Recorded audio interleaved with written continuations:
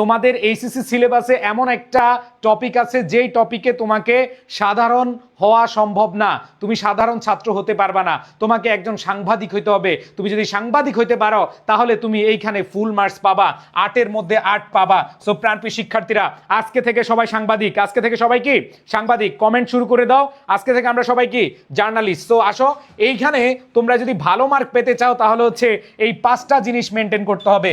এই 5টা জিনিস কেন মেনটেন করতে হবে মনে রাখবা।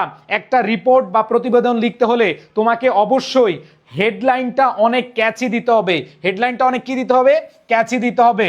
তোমার এই যে নিয়ম রয়েছে, রিপোর্টার ইনফো, আমরা জানি স্টাফ রিপোর্টার, ঠিক আছে, ক্যাম্পাস রিপোর্টার, এগুলো থাকে। এরপরে দেখো লিড প্যারাগ্রাফ, মানে এই প্যারাগ্রাফের মেইন যে বিষয়গুলো, কে, কোথায়, কিভাবে, কখন, এই জিনিসগুলো তোমাকে কি করতে হবে? আইডেন্টিফাই করে দিতে হবে। এরপরে বডি লিখে কনক্লুশন করে শেষ করতে হবে। যদি তুমি এগুলা মেনটেন করতে পারো এবং তুমি সাংবাদিক হতে পারো, একজন খাঁটি সাংবাদিক হতে পারো, তাহলেই তুমি কি হইতে পারবা? তুমি এখানে রিপোর্টে 8/8 পেতে পারবা ইনশাআল্লাহ। সো প্রাণপ্রিয় শিক্ষার্থীরা, আমি চলে যাচ্ছি মেইন আলোচনায়। দেখো, তোমার নম্বর 8-এর মধ্যে 8 পাবা কিনা এটা অনেকাংশে ডিপেন্ড করে এই হেডলাইনের উপরে। এই হেডলাইনটা আমরা অনেকে ভুল করি। হেডলাইনটা যত ক্যাচি হবে তোমার নম্বর পাওয়ার সম্ভাবনা অনেক অনেক বেশি থাকবে। সো প্রাণপ্রিয় শিক্ষার্থীরা খেয়াল করে দেখো, হেডলাইনটা আমরা কিভাবে লিখব এটা আমি তোমাদেরকে আজকের ক্লাসে সুন্দরভাবে বুঝিয়ে দিব। শুধু হেডলাইন না, তোমাদেরকে আমি এমন কিছু জিনিস আজকে শেখাবো যে তুমি চিন্তাও করতে পারো না। আল্লাহ, ফরম্যাট পরে এতগুলো রিপোর্ট পাঠতেছি আমি। হ্যাঁ, তোমাদেরকে আমি ফরম্যাট পড়াবো, তবে যেই ফরম্যাট পড়লে তুমি টিচারের মন আকৃষ্ট করতে পারবা, টিচার বুঝবে তুমি একজন সাংবাদিক, সেই ফরম্যাটটাই আমরা হচ্ছে আজকে ভালোভাবে শিখবো। আসো প্রাণপ্রিয় শিক্ষার্থীরা, হেডলাইন লেখার ক্ষেত্রে কিছু জিনিস তোমাদেরকে মাথায় রাখতে হবে। মনে রাখবা, হেডলাইন হচ্ছে রিপোর্টের প্রাণ। একটা রিপোর্ট তুমি লিখতে চাচ্ছ, আবার এরকম হেডলাইন না, ঠিক আছে, এরকম মানে আমাদের দেশের নিউজ প্রেজেন্টার যারা আছে, হ্যাঁ, যেমন আমি কালকে একটা মানে ভিডিও দেখলাম, বিডি ক্রিক টাইমে একজন লিখছে কি যেন একটা রিপোর্ট করছে যে দেখতে তারেক রহমানের মতো, কিন্তু তারেক রহমান নয়, এরকম কিছু। তারেক রহমানের মামার চেহারাটা একটু ওনার মতো। তো উনি মানে রিপোর্টটা এরকম হয়েছে। তো ওইখানে আমি কমেন্ট সেকশনে দেখলাম যে অনেকে বলতেছে, হায় রে সাংবাদিক, সবাই সাংঘাতিক হয়ে গেলা, যে এটাও নিউজ করতে হবে, তারেক রহমানের মতো দেখতে, তারেক রহমান নয়, এরকম সংবাদ তোমরা প্রচার করতেছ।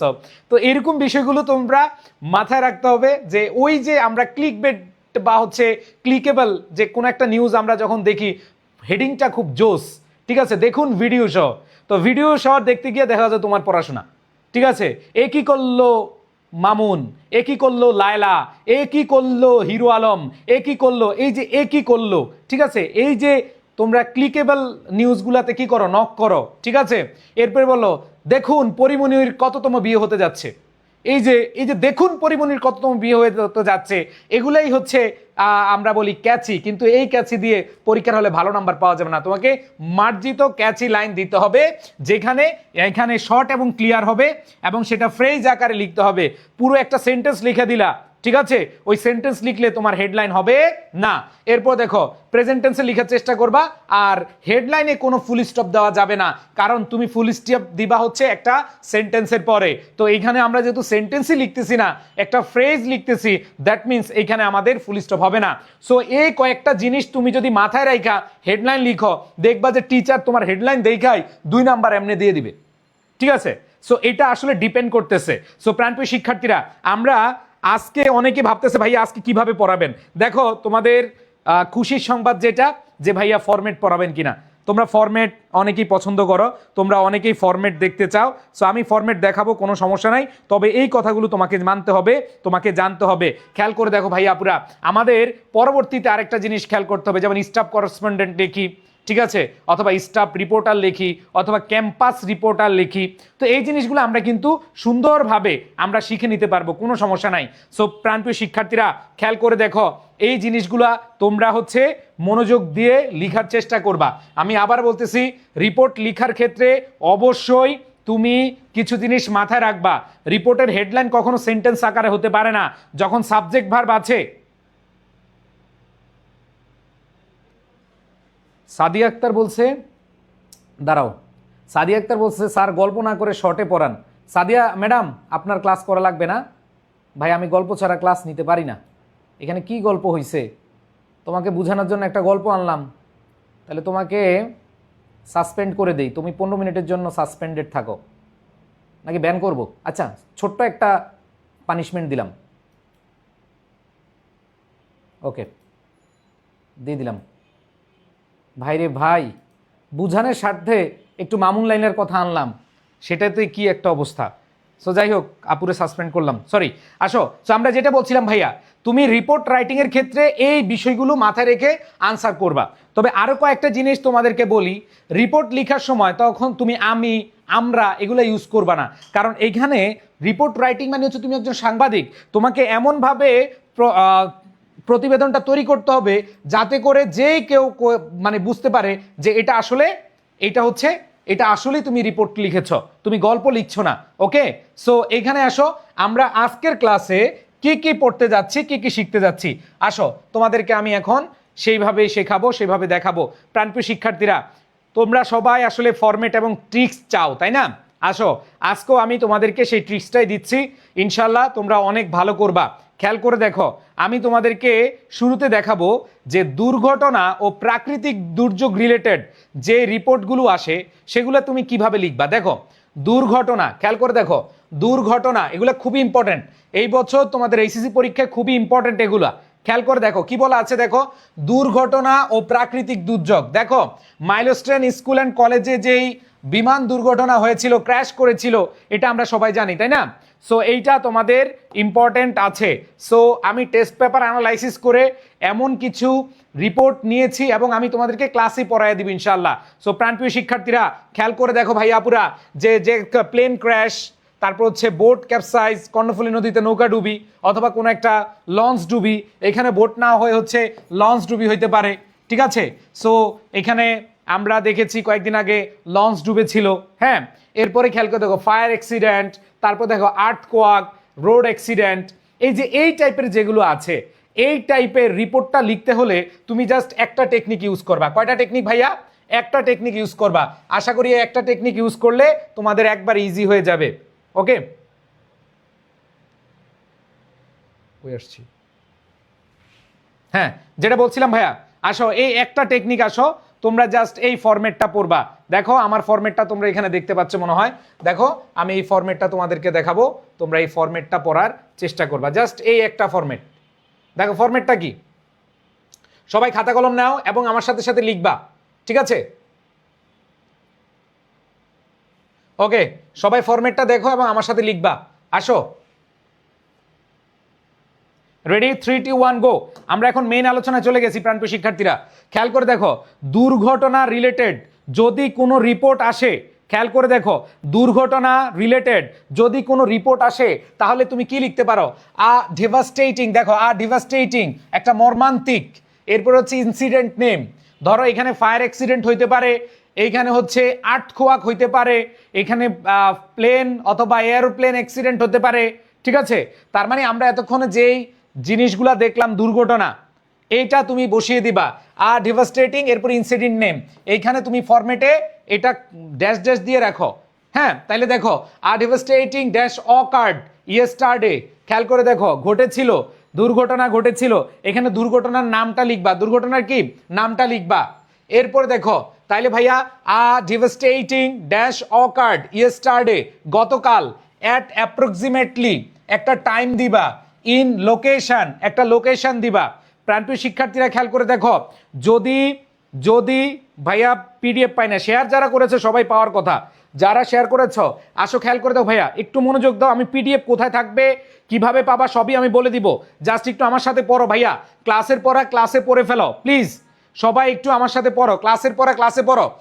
ডিভাস্টেটিং ড্যাশ, এটা ফায়ার অ্যাক্সিডেন্ট হইতে পারে, এটা রোড অ্যাক্সিডেন্ট হইতে পারে, এটা লঞ্চ অ্যাক্সিডেন্ট হইতে পারে, এটা হচ্ছে প্লেন ক্র্যাশ হতে পারে, যেটাই আসুক তুমি ওইটা নাম লিখবা। এরপর হচ্ছে অকার্ড ইয়েস্টারডে, অ্যাট অ্যাপ্রক্সিমেটলি একটা টাইম, অ্যাপ্রক্সিমেটলি কি মনে করো প্রায় এমন একটা সময়, আনুমানিক বুঝাচ্ছে। তারপরে ইন লোকেশন, তার মানে এখানে টাইমটা বসাবো, এরপরে কি লোকেশন। এরপরে দেখো living the entire community in a state of শোক, লিভিং দ্য এন্টায়ার কমিউনিটি, যে পুরো সম্প্রদায়কে কিসের মধ্যে ফেলে দিয়েছে ইন স্টেট অফ শোক, শোকের মাতমে নিয়ে গেছে, শোকের মাতমে নিয়ে গেছে। খেয়াল করে দেখো ভাইয়া সবাই, এই রিপোর্টটা আমি জাস্ট মাত্র 3টা ফরম্যাট পড়াবো। একটা হচ্ছে তোমাদের সড়ক দুর্ঘটনা নিয়ে, একটা হচ্ছে সামাজিক সমস্যা নিয়ে, আরেকটা হলো তোমাদের কোনো উদযাপন নিয়ে। এই 3টার বাইরে আসবে না ইনশাল্লাহ। সো এই 3টা তুমি পারবা, আর যদি এই 3টা তুমি পেরে যাও যে কোনো রিপোর্ট তুমি লিখতে পারবা। এবং আমি ফরম্যাটটা পড়িয়ে দিচ্ছি ইনশাল্লাহ।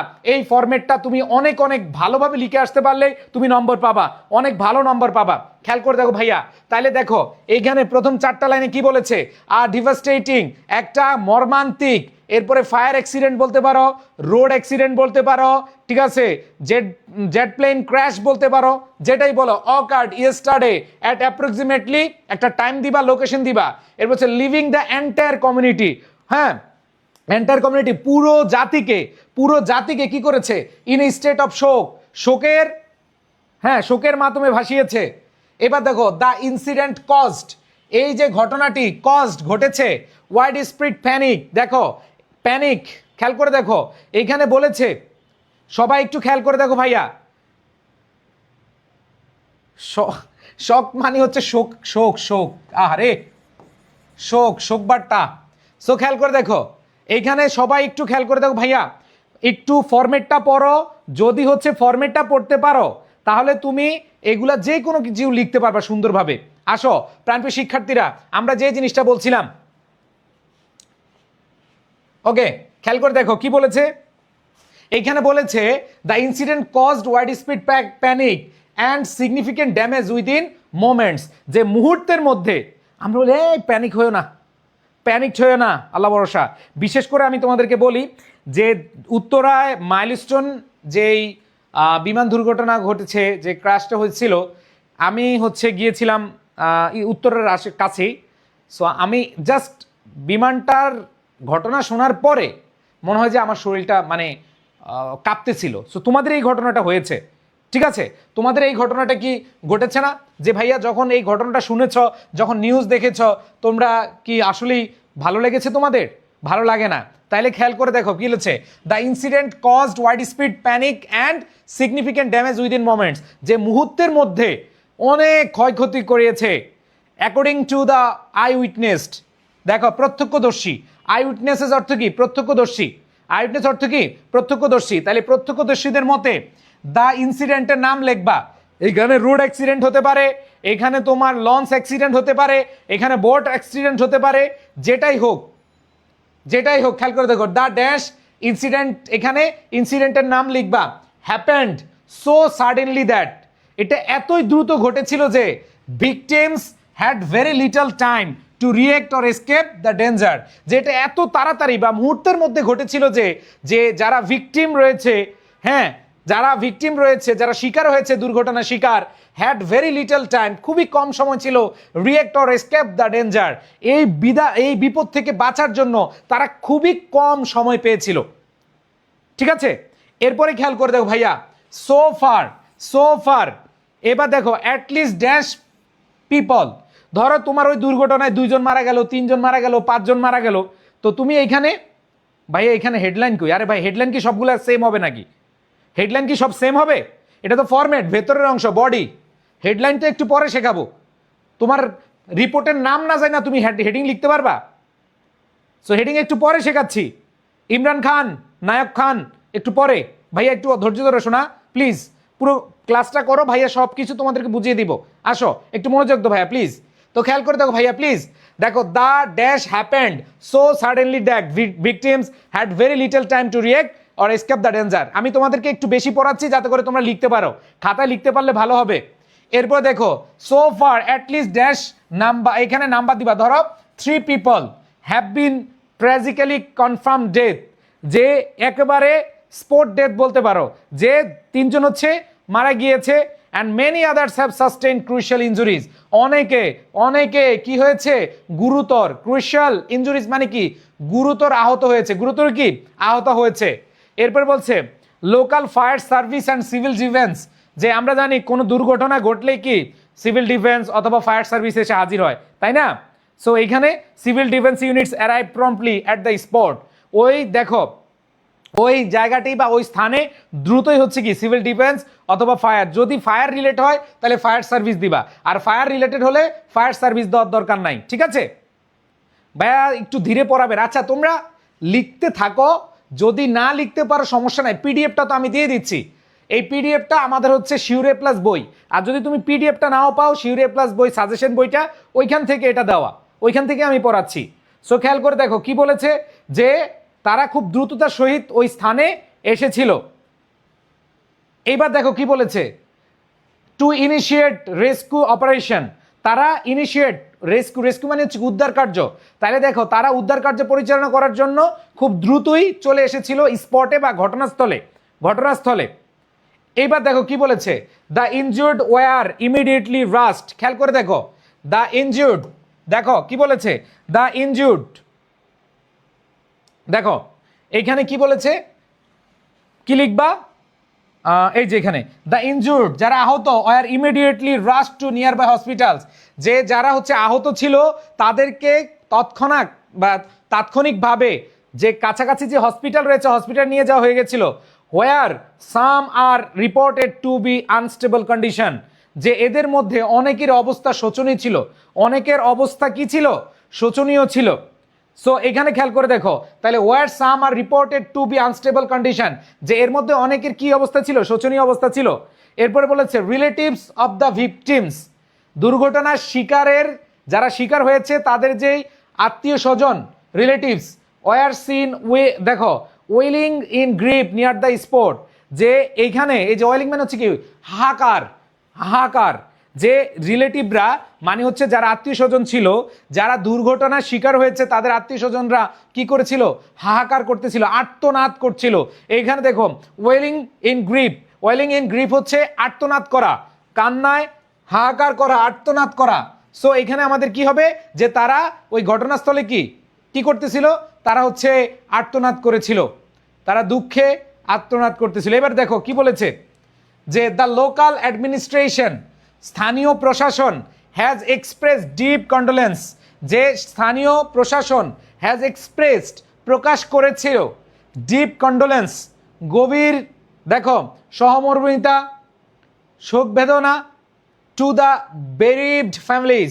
তার মানে হচ্ছে এখানে খেয়াল করে দেখো, এই যে শোকতপ্ত যেই ফ্যামিলি, বেরিভড হচ্ছে শোকতপ্ত, যারা হচ্ছে কি হয়েছে, যারা তাদের ফ্যামিলির মানুষকে হারাতে বসেছে, যাদের ফ্যামিলির মানুষ দুর্ঘটনার কবলে পড়ে, মর্মান্তিক দুর্ঘটনার কবলে পড়ে এইখানে কেউ মারা গিয়েছে, কেউ আহত হয়েছে, তাদেরকে এই শোকতপ্ত পরিবারকে কি করার জন্য, এই পরিবারকে কন্ডোলেন্স সমবেদনা জানাচ্ছিল, গভীর সমবেদনা জানাচ্ছিল। এরপর দেখো প্রিলিমিনারি ইনভেস্টিগেশন, প্রাথমিক তদন্ত, সাজেস্ট দ্যাট, এটা কি করে, সাজেস্ট করে যে দ্য ইনসিডেন্ট, ওই ঘটনাটা might have been caused by, এইখানে দেখো এই জায়গাটায় তোমার একটু লিখতে হবে। তুমি যদি ফুল মার্কস পেতে চাও তাহলে জাস্ট এই জায়গাটায় তোমার খেলতে হবে, এই জায়গাটায় যদি তুমি ভালোভাবে খেয়াল করো তাহলে তোমাদের জন্য ইনশাল্লাহ 8-এ 8 পাবা। আমি আবার বলছি, অনেকে বলে ভাইয়া ফরম্যাট লিখে কি ফুল মার্কস পাওয়া যায়? হ্যাঁ, ফরম্যাট লিখে ফুল মার্কস পাওয়া যায়, তবে সেইখানে তোমার যে প্রশ্নটা আসবে ওই প্রশ্ন রিলেটেড কিছু অপশন বা ওয়ার্ডস অথবা ফ্রেজ তোমার থাকতে হবে। ওইখানে রিলেটেড যদি থাকে তাহলে তোমাকে টিচার নাম্বার দিবে। ভাই ঘটনা তো সেম, ঘটনা থেকে সেম, দুর্ঘটনার বিষয়গুলো যখন লিখবা সেখানে কিন্তু আনন্দ আসবে না, সেখানে শোক আসবে। ওকে, সো এখানে খেয়াল করে দেখো, তো এখানে টেকনিক্যাল ফেলিয়ারের কারণে হইতে পারে, খারাপ আবহাওয়ার কারণে হইতে পারে, শর্ট সার্কিটের কারণে হইতে পারে, আরও বিভিন্ন কারণ হতে পারে যেগুলো আমরা এখন দেখাবো, কোনো সমস্যা নাই। এবার দেখো, however a high level inquiry committee has been officially form to investigate the exact cause and prevent such future tragedies. তো এখানে বলেছে একটা উচ্চবর্গীয়, দেখো এখানে আমাদের তদন্ত কমিটি, কিছু হইলেই তদন্ত কমিটি, তাই না? সো তদন্ত কমিটি গঠন করা হয়েছে টু ইনভেস্টিগেট তদন্ত করতে দ্য এক্সাক্ট কজ, দেখো যে সঠিক এবং নির্দিষ্ট যে কারণটা সেটা বের করার জন্য, অ্যান্ড প্রিভেন্ট সাচ ফিউচার ট্র্যাজেডিজ, এবং সামনে যে এই ট্র্যাজেডি বা এই দুর্ঘটনা এটা যেন না ঘটে সেটা রক্ষার জন্য, প্রতিরোধ করার জন্য এই তদন্ত কমিটি গঠন করা হয়েছে। এরপর বলছে the area remains under surveillance as recovery efforts continue, যে ওই এলাকা কি হয়েছে, যে নজরদারিতে রয়েছে অ্যাজ রিকভারি এফোর্টস কন্টিনিউ, যেহেতু এইখানে উদ্ধার পরিচালনা বা উদ্ধার কার্য কি করা হচ্ছে, পরিচালনা করা হচ্ছে। সো প্রাণপ্রিয় শিক্ষার্থীরা খেয়াল করে দেখো, জাস্ট এই ফরম্যাটটা যদি তুমি ভালোভাবে শিখতে পারো, তুমি দুর্ঘটনা রিলেটেড, দেখো দুর্ঘটনা রিলেটেড যেই কোনো লেখা তুমি লিখতে পারবা। আমি তোমাদেরকে জাস্ট এইখানে এই দেখো জাস্ট তোমাদেরকে দেখাচ্ছি যে জাস্ট এই ফরম্যাটটা পড়ে তুমি কিভাবে অনেকগুলো, দেখো এই ফরম্যাটটা পড়ে তুমি কিভাবে অনেকগুলো রিপোর্ট লিখতে পারো। আসো আমি তোমাদেরকে দেখাবো, এখন পড়িয়ে দিব। প্রথম কথা হচ্ছে ভাই আমাদের হেডলাইনটা থাকতে হবে। হেডলাইন কোশ্চেনের ভিতরে হেডলাইন মানে যখন তুমি উত্তর লিখবা তখন হেডলাইন কথাটা লিখবা না।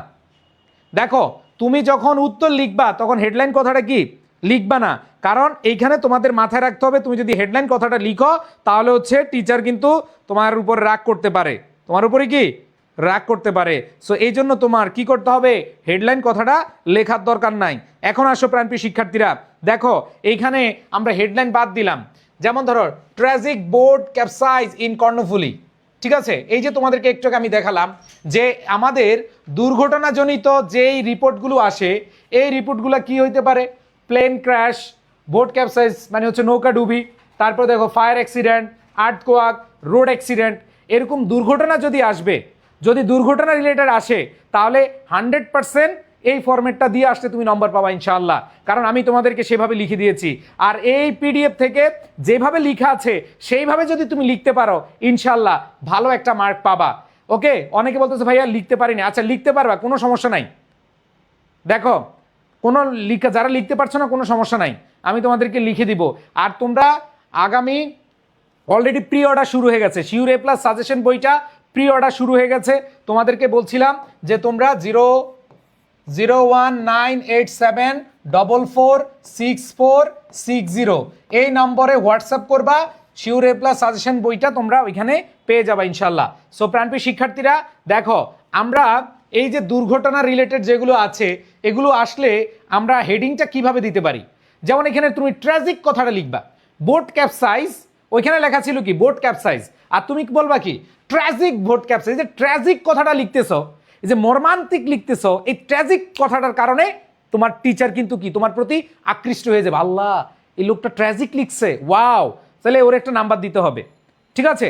সো খেয়াল করে দেখো ভাইয়া, সো আমি তোমাদেরকে যে ফরম্যাটটা পড়ালাম এই ফরম্যাট দিয়ে মিলে কিনা দেখো। অনেকে ফরম্যাট পড়ো কিন্তু মিলে না, এরকম আছে না ভাইয়া?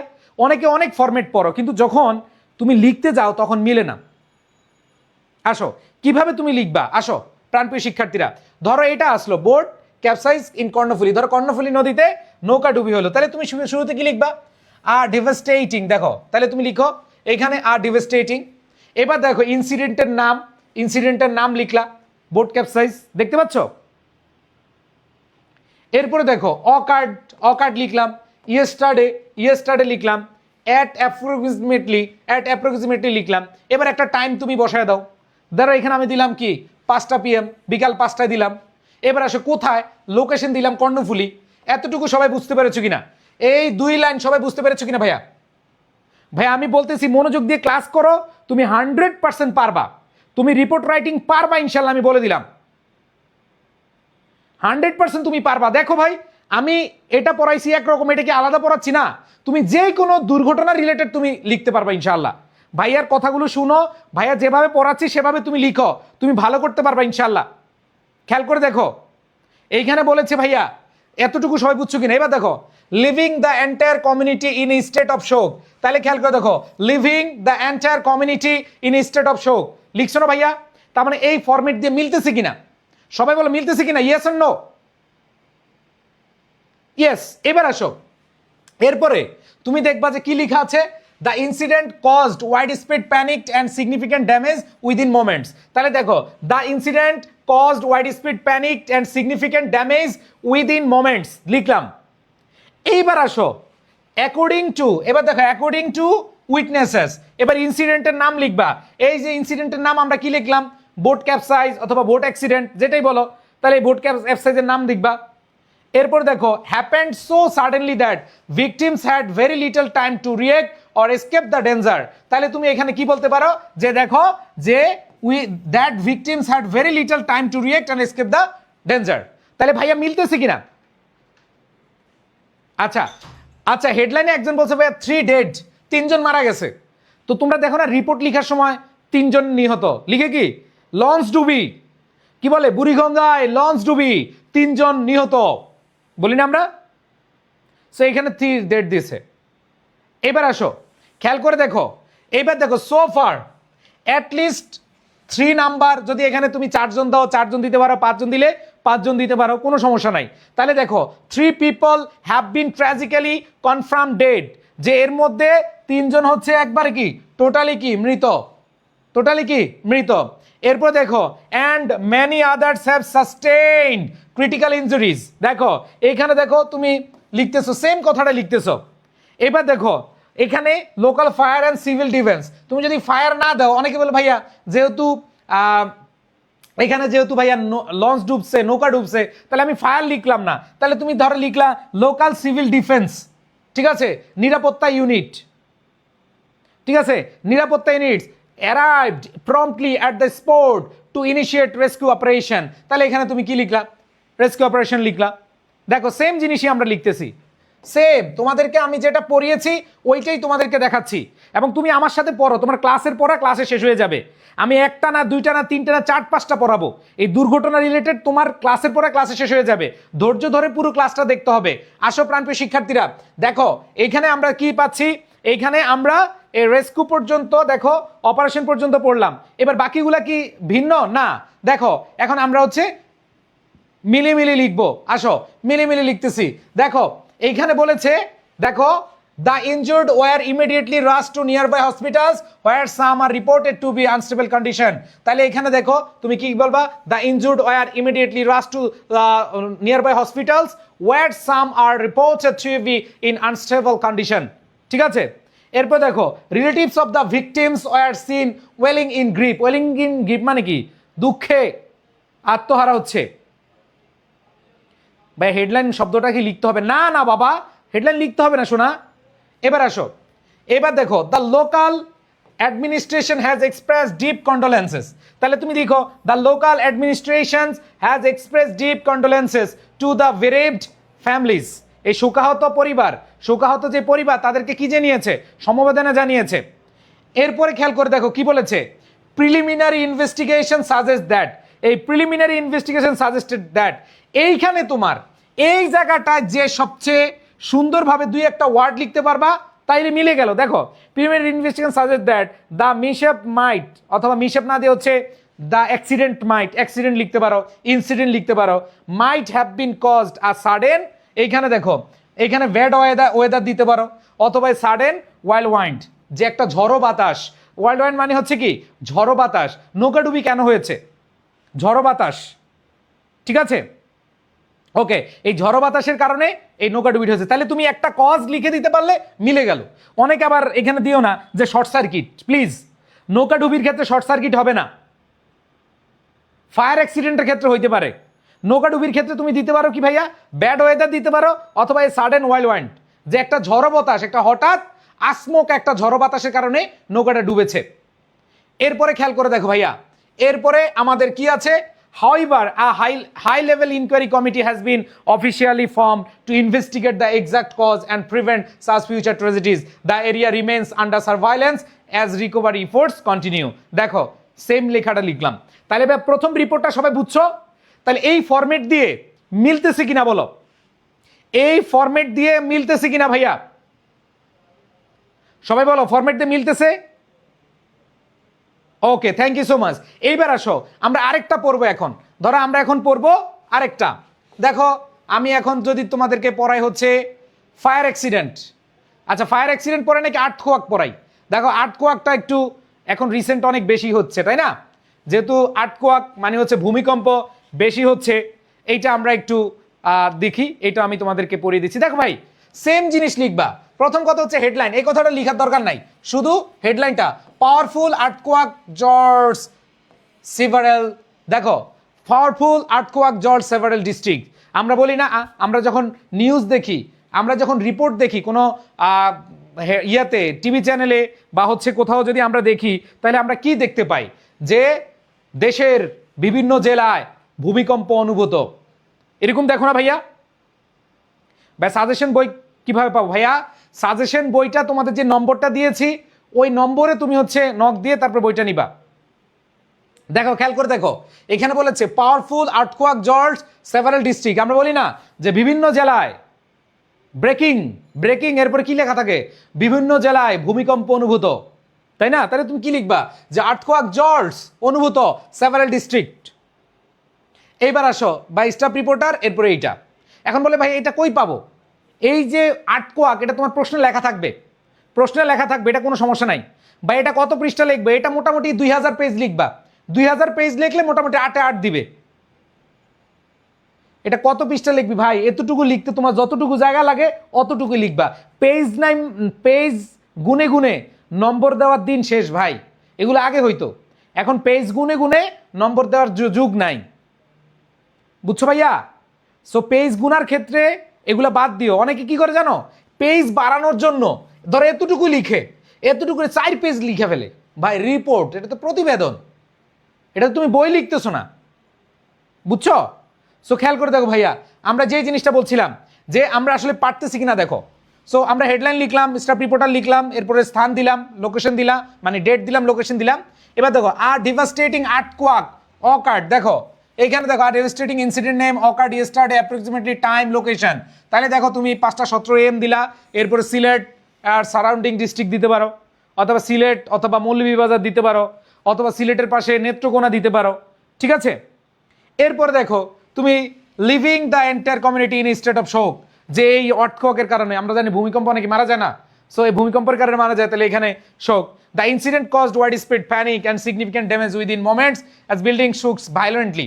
এই যে তুমি একটু লিখছো না যে বিল্ডিং শুক, বিল্ডিং মানে কি? দালানগুলা ভায়োলেন্টলি, খুব মারাত্মকভাবে কাঁপছিল। এই যে 3টা ওয়ার্ডের কারণে তোমাকে টিচার 1 নাম্বার বেশি দিবে।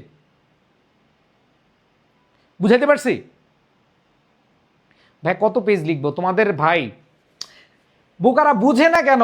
তোমার এই ফরম্যাটে যতটুকু আছে ততটুকু লিখবা। এবার তো কারো হাতের লেখা বড়, কারো হাতের লেখা ছোট, এটা ডিপেন্ড করে, ঠিক আছে? এটা ডিপেন্ড করে। আচ্ছা তারপরে আমি একটা নির্দিষ্ট ফরম্যাট বলে দিব, আসো কত পেজ লিখবা। এবার দেখো according to the I witnesses the tremor অথবা দ্য ইনসিডেন্ট, এখানে এই ট্রেমর ওয়ার্ডটা না লিখতে পারলে, ট্রেমর মানে এই ভূমিকম্পটা, অথবা দ্য আর্থকোয়াক, তুমি লিখতে পারো দ্য আর্থকোয়াক হ্যাপেন্ড। এখানে ট্রেমর লেখার দরকার নাই, তুমি ওই আর্থকোয়াক লিখো। The earthquake happened so suddenly that residents had very little time. তাহলে এখানে দেখো যে এটা খুব এত অল্প সময়ের মধ্যে হয়েছে, যারা রেসিডেন্টস আছে তারা খুব অল্প সময় পেয়েছে কি করার জন্য? এই বিপদ থেকে বাঁচার জন্য। এবার দেখো অ্যাটলিস্ট 3 পিপল, যে ন্যূনতম মিনিমাম কয়জন মারা গেছে? 3 জন have been tragically confirm dead and many others have sustain critical injuries. অনেকে দেখবা যে, যেমন আমাদের ঢাকা ইউনিভার্সিটিতে কয়েকদিন আগে এই ভূমিকম্পের কারণে একটা ছেলে হচ্ছে লাফ দিছে, লাফ দিয়ে আহত হয়ে গেছে, ইনজুর্ড। সো এরকম বিষয়গুলো হয়, ঠিক আছে? সো খেয়াল করে দেখো ভাইয়া, সো আমরা একটু খেয়াল করে দেখি এখানে, and many others have sustain critical injuries, যে অনেকে মারাত্মক আহত হয়েছে। মারাত্মক কি? আহত হয়েছে। এরপর দেখো এইখানে তুমি আগের কথাগুলো সেম লিখবা, জাস্ট এইখানে দেখো চেঞ্জ কি আসে। চেঞ্জটা খালি হচ্ছে যে আর্থকোয়াকের কারণটা কি, জিওলজিক্যাল। দেখো geological movement the Assam region. এই যে যখন আর্থকোয়াক আসবে তখন তোমাকে একটু খালি চেঞ্জ করতে হবে। এখন তুমি আর্থকোয়াকের যদি কারণ দাও বেড ওয়েদার, তাহলে কি হবে? তুমি ধরো আসছে ভূমিকম্প, তুমি কি লিখতে পারবা টেকনিক্যাল ফেইলার? না।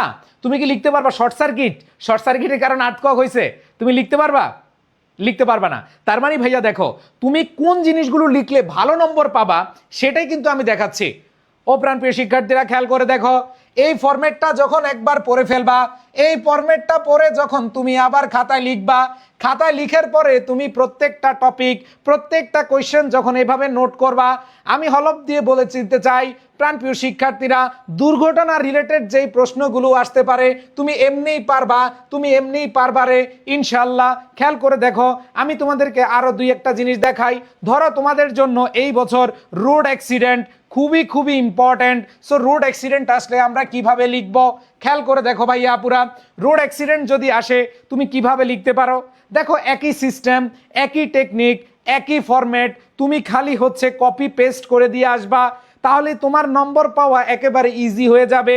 খেয়াল করে দেখো ভাইয়া আপুরা, তোমরা অনেকে আমাকে একটু আগে বলতেছিলা ভাইয়া রোড অ্যাক্সিডেন্ট এইবার ইম্পর্টেন্ট, আমিও বলতেছি রোড অ্যাক্সিডেন্ট খুবই খুবই ইম্পর্টেন্ট। সো এই রোড অ্যাক্সিডেন্ট যদি আসে আমরা কিভাবে আনসার করব, কিভাবে সুন্দরভাবে পরীক্ষার হলে দিয়ে আসব। খেয়াল করে দেখো ভাইয়া, এইখানে দেখো একই জিনিস তুমি লিখবা, দেখো একই জিনিস কিভাবে লিখবা। আর দেখো জাস্ট কোনো চেঞ্জ নাই, তোমাদেরকে যে ফরম্যাটটা দিলাম সেই ফরম্যাট অনুযায়ী যদি তুমি লিখে আসতে পারো তুমি নম্বর পাবাই।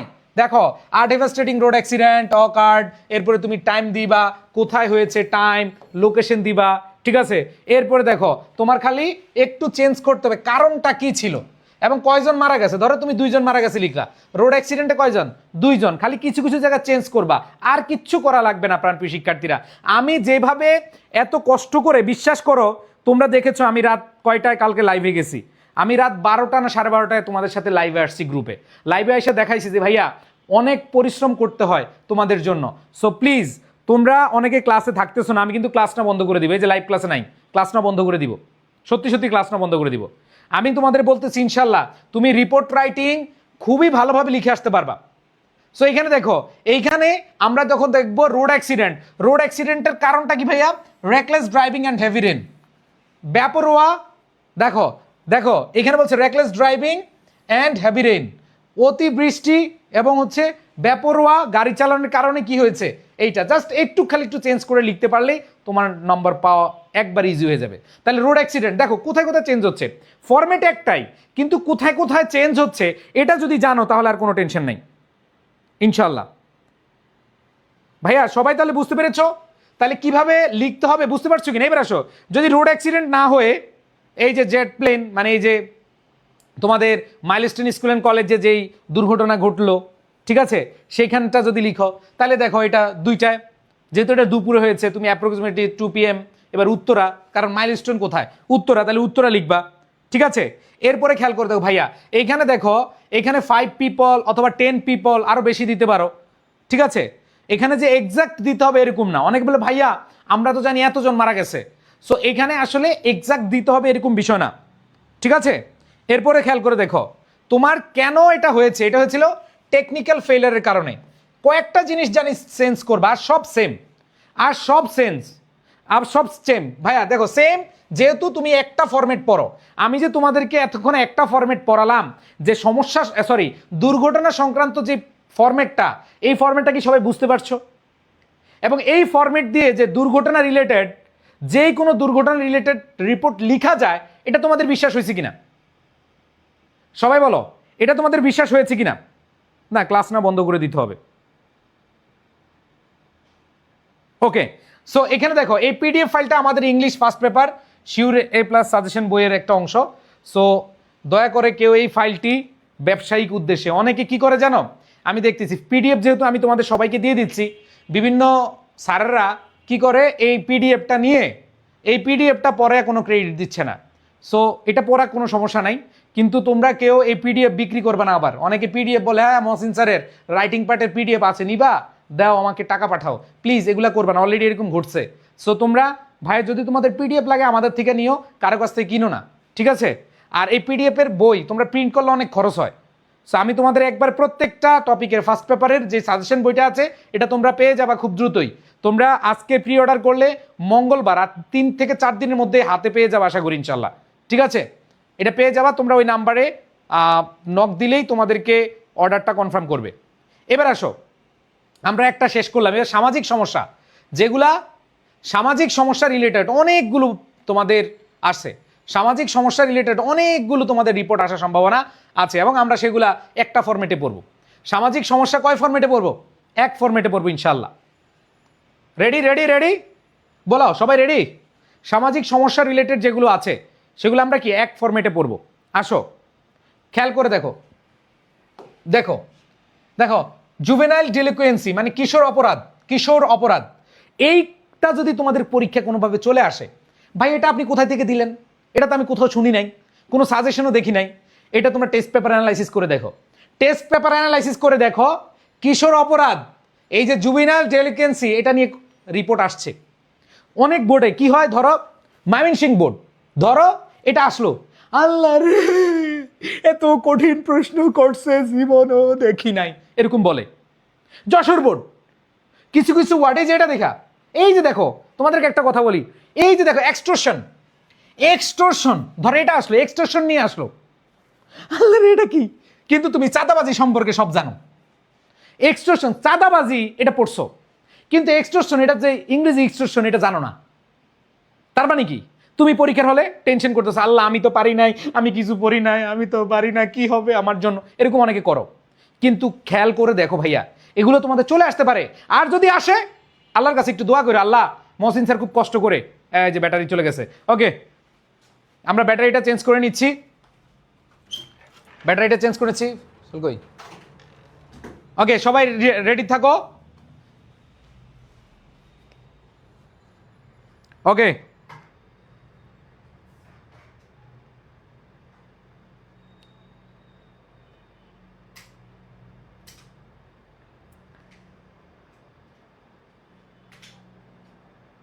ওকে সো খেয়াল করে দেখো ভাইয়া, সো যেটা বলছিলাম, ওকে তোমরা যারা আছো ভাইয়া প্লিজ এই সময়টুকুতে ভাইয়ার ক্লাসগুলো মনোযোগ দিয়ে করো, এগুলা খাতায় নোট করো। আমি তোমাদেরকে কথা দিচ্ছি ইনশাল্লাহ, তোমরা আজকে না কালকে না একদিন বলবা যে মহসিন ভাইয়ার ক্লাস করে রিটেনে পাস করে ফেলছি, রিটেন দিয়েই তুমি খেলা দেখাবা। তাহলে দেখো এক্সটর্শন এটা হচ্ছে কি চাঁদাবাজির কুফল ও সমাধান, সো এইটা দিয়ে তোমাদের রিপোর্ট আসতে পারে। এরপরে দেখো ফুড অ্যাডাল্টারেশন, এটা কি আমাদের সামাজিক সমস্যা, খাদ্যে ভেজাল এটা সামাজিক সমস্যা। এরপরে দেখো আমি যদি আরো তোমাদেরকে দেখাই যে ড্রাগ এডিকশন, মাদকাসক্তির প্রভাব নিয়ে তোমাদের কি আসতে পারে, তোমাদের রিপোর্ট আসতে পারে। ট্রাফিক জ্যাম নিয়ে তোমাদের কি রিপোর্ট আসতে পারে, প্রাইস হাইক নিয়ে আসতে পারে, ইমপ্যাক্ট অফ ফেসবুকের নেগেটিভ ইমপ্যাক্ট নিয়ে আসতে পারে, ঠিক আছে। এরপর দেখো কারাপশন নিয়ে আসতে পারে, লোডশেডিং নিয়ে আসতে পারে, লোডশেডিং খুবই ইম্পর্টেন্ট, লোডশেডিং খুবই ইম্পর্টেন্ট। এবং দেখো miserable condition of slum dwellers, যে বস্তিবাসীদের যে মানবতার জীবন, এটা তো একটা সামাজিক সমস্যা, এটা নিয়েও আসতে পারে। সো যদি এগুলো নিয়ে আসে তাহলে কয়টা শিখবে? 10টাই শিখবা নাকি এক ফরম্যাট শিখে সবগুলো লিখে দিয়ে আসবা? কোনটা ভালো ভাইয়া বলো, যে তোমরা একটা ফরম্যাট শিখবা নাকি সবগুলো আলাদা আলাদা শিখবা? ওকে না আমি আর ক্লাস নিব না, লাইভ ক্লাস আর নিব না, বুঝতে পারছি তোমাদের ইয়া নাই।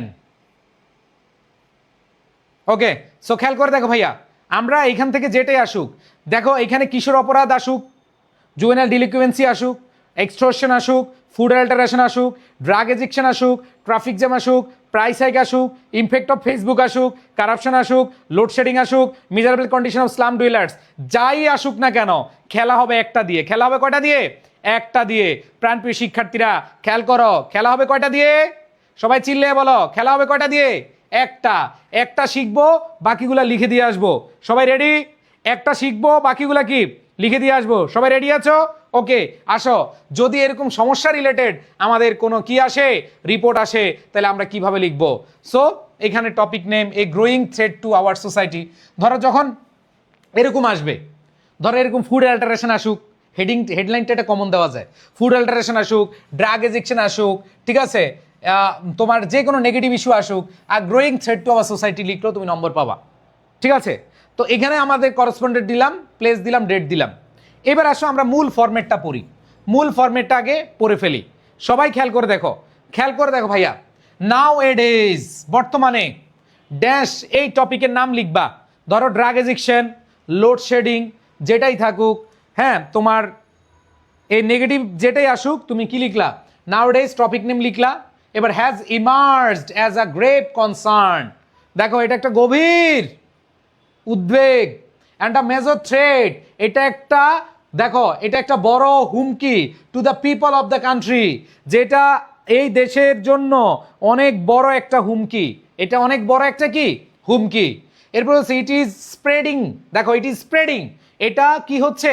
এটা ছড়িয়ে যাচ্ছে, ইট ইজ স্প্রেডিং, এটা ছড়াচ্ছে র্যাপিডলি অ্যামাং দ্য সিটিজেন্স, এটা নাগরিকদের মধ্যে দ্রুত ছড়াচ্ছে, specially the younger generation posing a significant challenge. খেয়াল করে দেখো, এই সমস্যা জাতীয় পড়তে গেলে ফরম্যাটে কিছু চেঞ্জ আসবে, কিছু পরিবর্তন আসবে, কিছু পরিবর্তন থাকবে, আমি তোমাদেরকে এগুলো দেখাই দিব। আবার বলতেছি যে লোডশেডিং কিন্তু ইয়াং জেনারেশনের সমস্যা না, তুমি ফরম্যাট পড়তে হবে বুঝে বুঝে। অনেকে কি করবে, ফরম্যাটটা না ক্লাস করে, অনেকে আছো তোমরা ক্লাস না করে কি ফরম্যাট লিখে দিয়ে আসবে, আন্ডা পাবা। এইটাও তুমি লিখে দিয়ে আসো, অনেক সময় আন্ডা পাবা। তোমরা অনেকে আসো না যে ভাইয়া শুধু পিডিএফ পড়বো, কারা কারা আসো যে ভাই আপনি পিডিএফ দিয়ে দেন, আপনার ক্লাস করবো না, আমি এমনিই নাম্বার পাবো, জিরো পাবা, জিরো। এই আমার ফরম্যাট লিখেও জিরো পাবা, দ্যাটস ট্রু। এই সত্য কথা আমি তোমাকে বলে দিচ্ছি। কেন বলে দিচ্ছি জানো? আমি তো বলতে পারতাম না না তোমরা লিখে দিয়ে এসো, এটা পড়লে না। আমি বলছি যেটা বললে ফুল মার্কস পাবা, তবে একটু বুঝে বুঝে লিখতে হবে, একটু বুঝে বুঝে লিখতে হবে। ধরো লোডশেডিং কি ইয়াং জেনারেশনের সমস্যা? বলো। এই যে বস্তিবাসী কি ইয়াং জেনারেশনের জন্য সমস্যা না? কিছু কিছু জায়গায় তোমার চেঞ্জ আনতে হবে। কিভাবে লিখতে হবে এটা আমি দেখাবো। কেউ আছে অনেক পণ্ডিত, কি করে জানো, ও ভাইয়ের ক্লাস তো আমরা করার দরকার নাই, উনি কি পড়াবে, পিডিএফে তো সব আছে। ভাই এখানে বুঝার বিষয় আছে, এখানে অনেক কিছু বুঝতে হবে, তারপরে লিখতে হবে। এই জন্য আমি জাস্ট ফরম্যাটটা দিব, এবং কোন কোন জায়গায় চেঞ্জ হতে পারে, 2-1টা শব্দ, 5টা শব্দ, 10টা শব্দ কোথায় কোথায় চেঞ্জ হতে পারে, এটা আমি দেখাই দিব। এই জন্য তোমাদেরকে কি করতে হবে, ক্লাস করতে হবে। ভাই আমি ভাবছিলাম ক্লাস না করে পিডিএফ পড়বো, ক্লাস না করে পিডিএফ পড়বো, আন্ডা পাবা, আন্ডা, ডিম ডিম ডিম পাবা। বদমাইশের দল, তোরা যদি পিডিএফ পড়লে হইতো তাহলে আমি ক্লাস নিতাম কেন রে ভাই? আমার এত কষ্ট করে ক্লাস নেওয়ার দরকার আছে? দরকার নাই। এই জন্য মনোযোগ দাও প্লিজ, প্লিজ ভণ্ডমাই করো না। এই ভণ্ডরা খেয়াল করে দেখো, স্পেশালি দ্য ইয়াঙ্গার জেনারেশন, সব জায়গায় লিখা যাবে না। এবার দেখো, posing a significant challenge to social peace and national development, এইটা লিখা যাবে যে পজিং আ সিগনিফিকেন্ট চ্যালেঞ্জ, এটা একটা কঠিন চ্যালেঞ্জ সোশ্যাল পিস, যে সামাজিক শান্তির জন্য, ন্যাশনাল ডেভেলপমেন্টের জন্য, মানে জাতীয় যে উন্নয়ন, এটার জন্য। এই লাইনটা তুমি লিখতে পারো, কিন্তু ইয়াং জেনারেশনে সব মাইরা দিলে হবে না। এবার আসো প্রাণপ্রিয় শিক্ষার্থীরা, what was once a minor issue, যেটা একটা সময় খুব ছোট ইস্যু ছিল, ছোট সমস্যা ছিল, has now reached an alarming level, এটা এখন মারাত্মক মাত্রায় চলে গেছে। Demanding immediate attention from the authorities, এবং এই যে কর্তৃপক্ষের কাছে, খেয়াল করে দেখো এইখানে বলে আছে, এইটা কর্তৃপক্ষের কাছে খুবই খুবই খুবই গুরুতর উদ্বেগের বিষয় হয়ে দাঁড়িয়েছে। এরপরে দেখো দ্য প্রাইমারি কজেস, এইখানে কজেস কারণ, যে সমস্যা, সমস্যা মানে কি কারণ আছে, সমস্যা মানে প্রতিকারও আছে। সো খেয়াল করে দেখো ভাইয়া পুরা, এইখানে বলেছে the primary causes behind the escalating issue, যে এই ইস্যু, এই যে ক্রমবর্ধমান যে সমস্যা, এটার কিছু কারণ রয়েছে। আর a widespread lack of public awareness, এটার পাবলিক অ্যাওয়ারনেস মানে জনসচেতনতার একটা বড় অভাব আছে, জনসচেতনতার বড় অভাব আছে। And the absence of strict legal enforcement, এইখানে বলেছে স্ট্রিক্ট, কঠোর, লিগ্যাল মানে আইন, এনফোর্সমেন্ট মানে হচ্ছে বৈধতা, যে আইনের, খেয়াল করে দেখো, বৈধ যে আইন রয়েছে, আইনের যে প্রয়োগটা রয়েছে, এই প্রয়োগটার কারণে, এই প্রয়োগটার ঘাটতির কারণে কি হচ্ছে, কি হচ্ছে। এরপরে খেয়াল করে দেখো, অ্যাডিশনালি, এছাড়াও এইখানে কিছু কজ লিখতে হবে।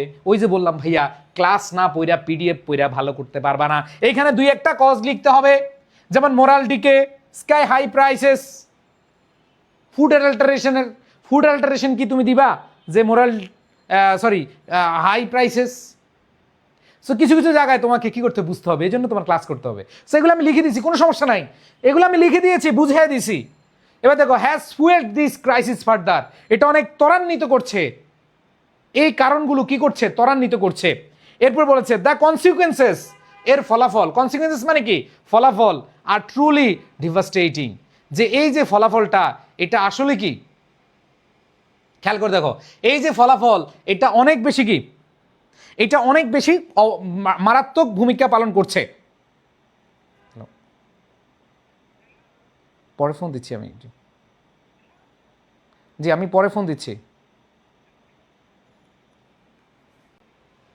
ওকে, সো খেয়াল করে দেখি, একজন খালি কলই দিচ্ছিল, অনেকটা কল আসছে, এই জন্য ধরছি, সরি আমি আসলে মোবাইলটা না ধরা উচিত ছিল, তারপরে ধরে ফেললাম, অনেকবার ফোন দিচ্ছে তো। ওকে, আচ্ছা, সো খেয়াল করে দেখো, এখানে বলছে the consequences R truly devastating as to, এই যে এটার পরিস্থিতি বা এটার ফলাফল, এটা খুবই মারাত্মক হয়ে যাচ্ছে। বলেছে ইট লিডস, 2-1টা ফলাফল, তার মানে সমস্যা জাতীয় আসলে তোমার 2টা সমস্যা দিতে হবে। আচ্ছা 2টা না পারো, একটা সমস্যা দিও ভাই, একটা সমস্যা দিলে একটু হালকা কম পাবা, আর যদি 2টা দাও বেশি পাবা, 3টা দিলে আরো বেশি পাবা, ঠিক আছে। এইবার দেখো খেয়াল করে দেখো, তুমি দুই একটা মেনশন করবা, এবং কি মেনশন করবা আমি লিখে দিচ্ছি, সমস্যা নাই। Not only does it destroy individual lives, এটা শুধু একজন মানুষের জীবনকে নষ্ট করে না, but it also hampers the overall productivity of the nation, এটা জাতির উৎপাদনশীলতা নষ্ট করে দেয়। এবার বলেছে এক্সপার্ট সাজেস্ট দ্যাট, যে বিশেষজ্ঞরা কি বলেছে, বিশেষজ্ঞরা দেখো, বিশেষজ্ঞরা সাজেস্টের পরামর্শ দিয়েছে উইদাউট ইমিডিয়েট গভর্নমেন্ট ইন্টারভেনশন, যে সরকারের একটা তাৎক্ষণিক যদি পদক্ষেপ না থাকে, অ্যান্ড অ্যাক্টিভ পাবলিক কোঅপারেশন, এবং জনগণের যে সহযোগিতা, এই সহযোগিতা না থাকলে this problem can not be uprooted, এটা কখনো ফেলে দেওয়া যাবে না, এটা মুছে দেওয়া যাবে না। আপরুটেড মানে কি, মুছে দেওয়া যাবে না। এবার হচ্ছে it is high time for the authorities, এটা কর্তৃপক্ষের জন্য অনেক বেশি উপযুক্ত সময়, to launch massive awareness campaigns, যে অনেক জনসচেতনতার ক্যাম্পেইন বা পদক্ষেপ অথবা খেয়াল করে দেখো প্রোগ্রাম বা অনুষ্ঠান করতে হবে। এরপর বলেছে অ্যান্ড এনফোর্স স্ট্রিক্ট লজ, এবং হচ্ছে একেবারে কঠোর শাস্তির বিধান নিয়ে আসতে হবে, আইন নিয়ে আসতে হবে, to hold the offenders accountable, এবং অফেন্ডার্স যারা হচ্ছে এটার আসামি, অপরাধী যারা, এদেরকে কি করার জন্য, ধরার জন্য, তাদেরকে চাপে রাখার জন্য।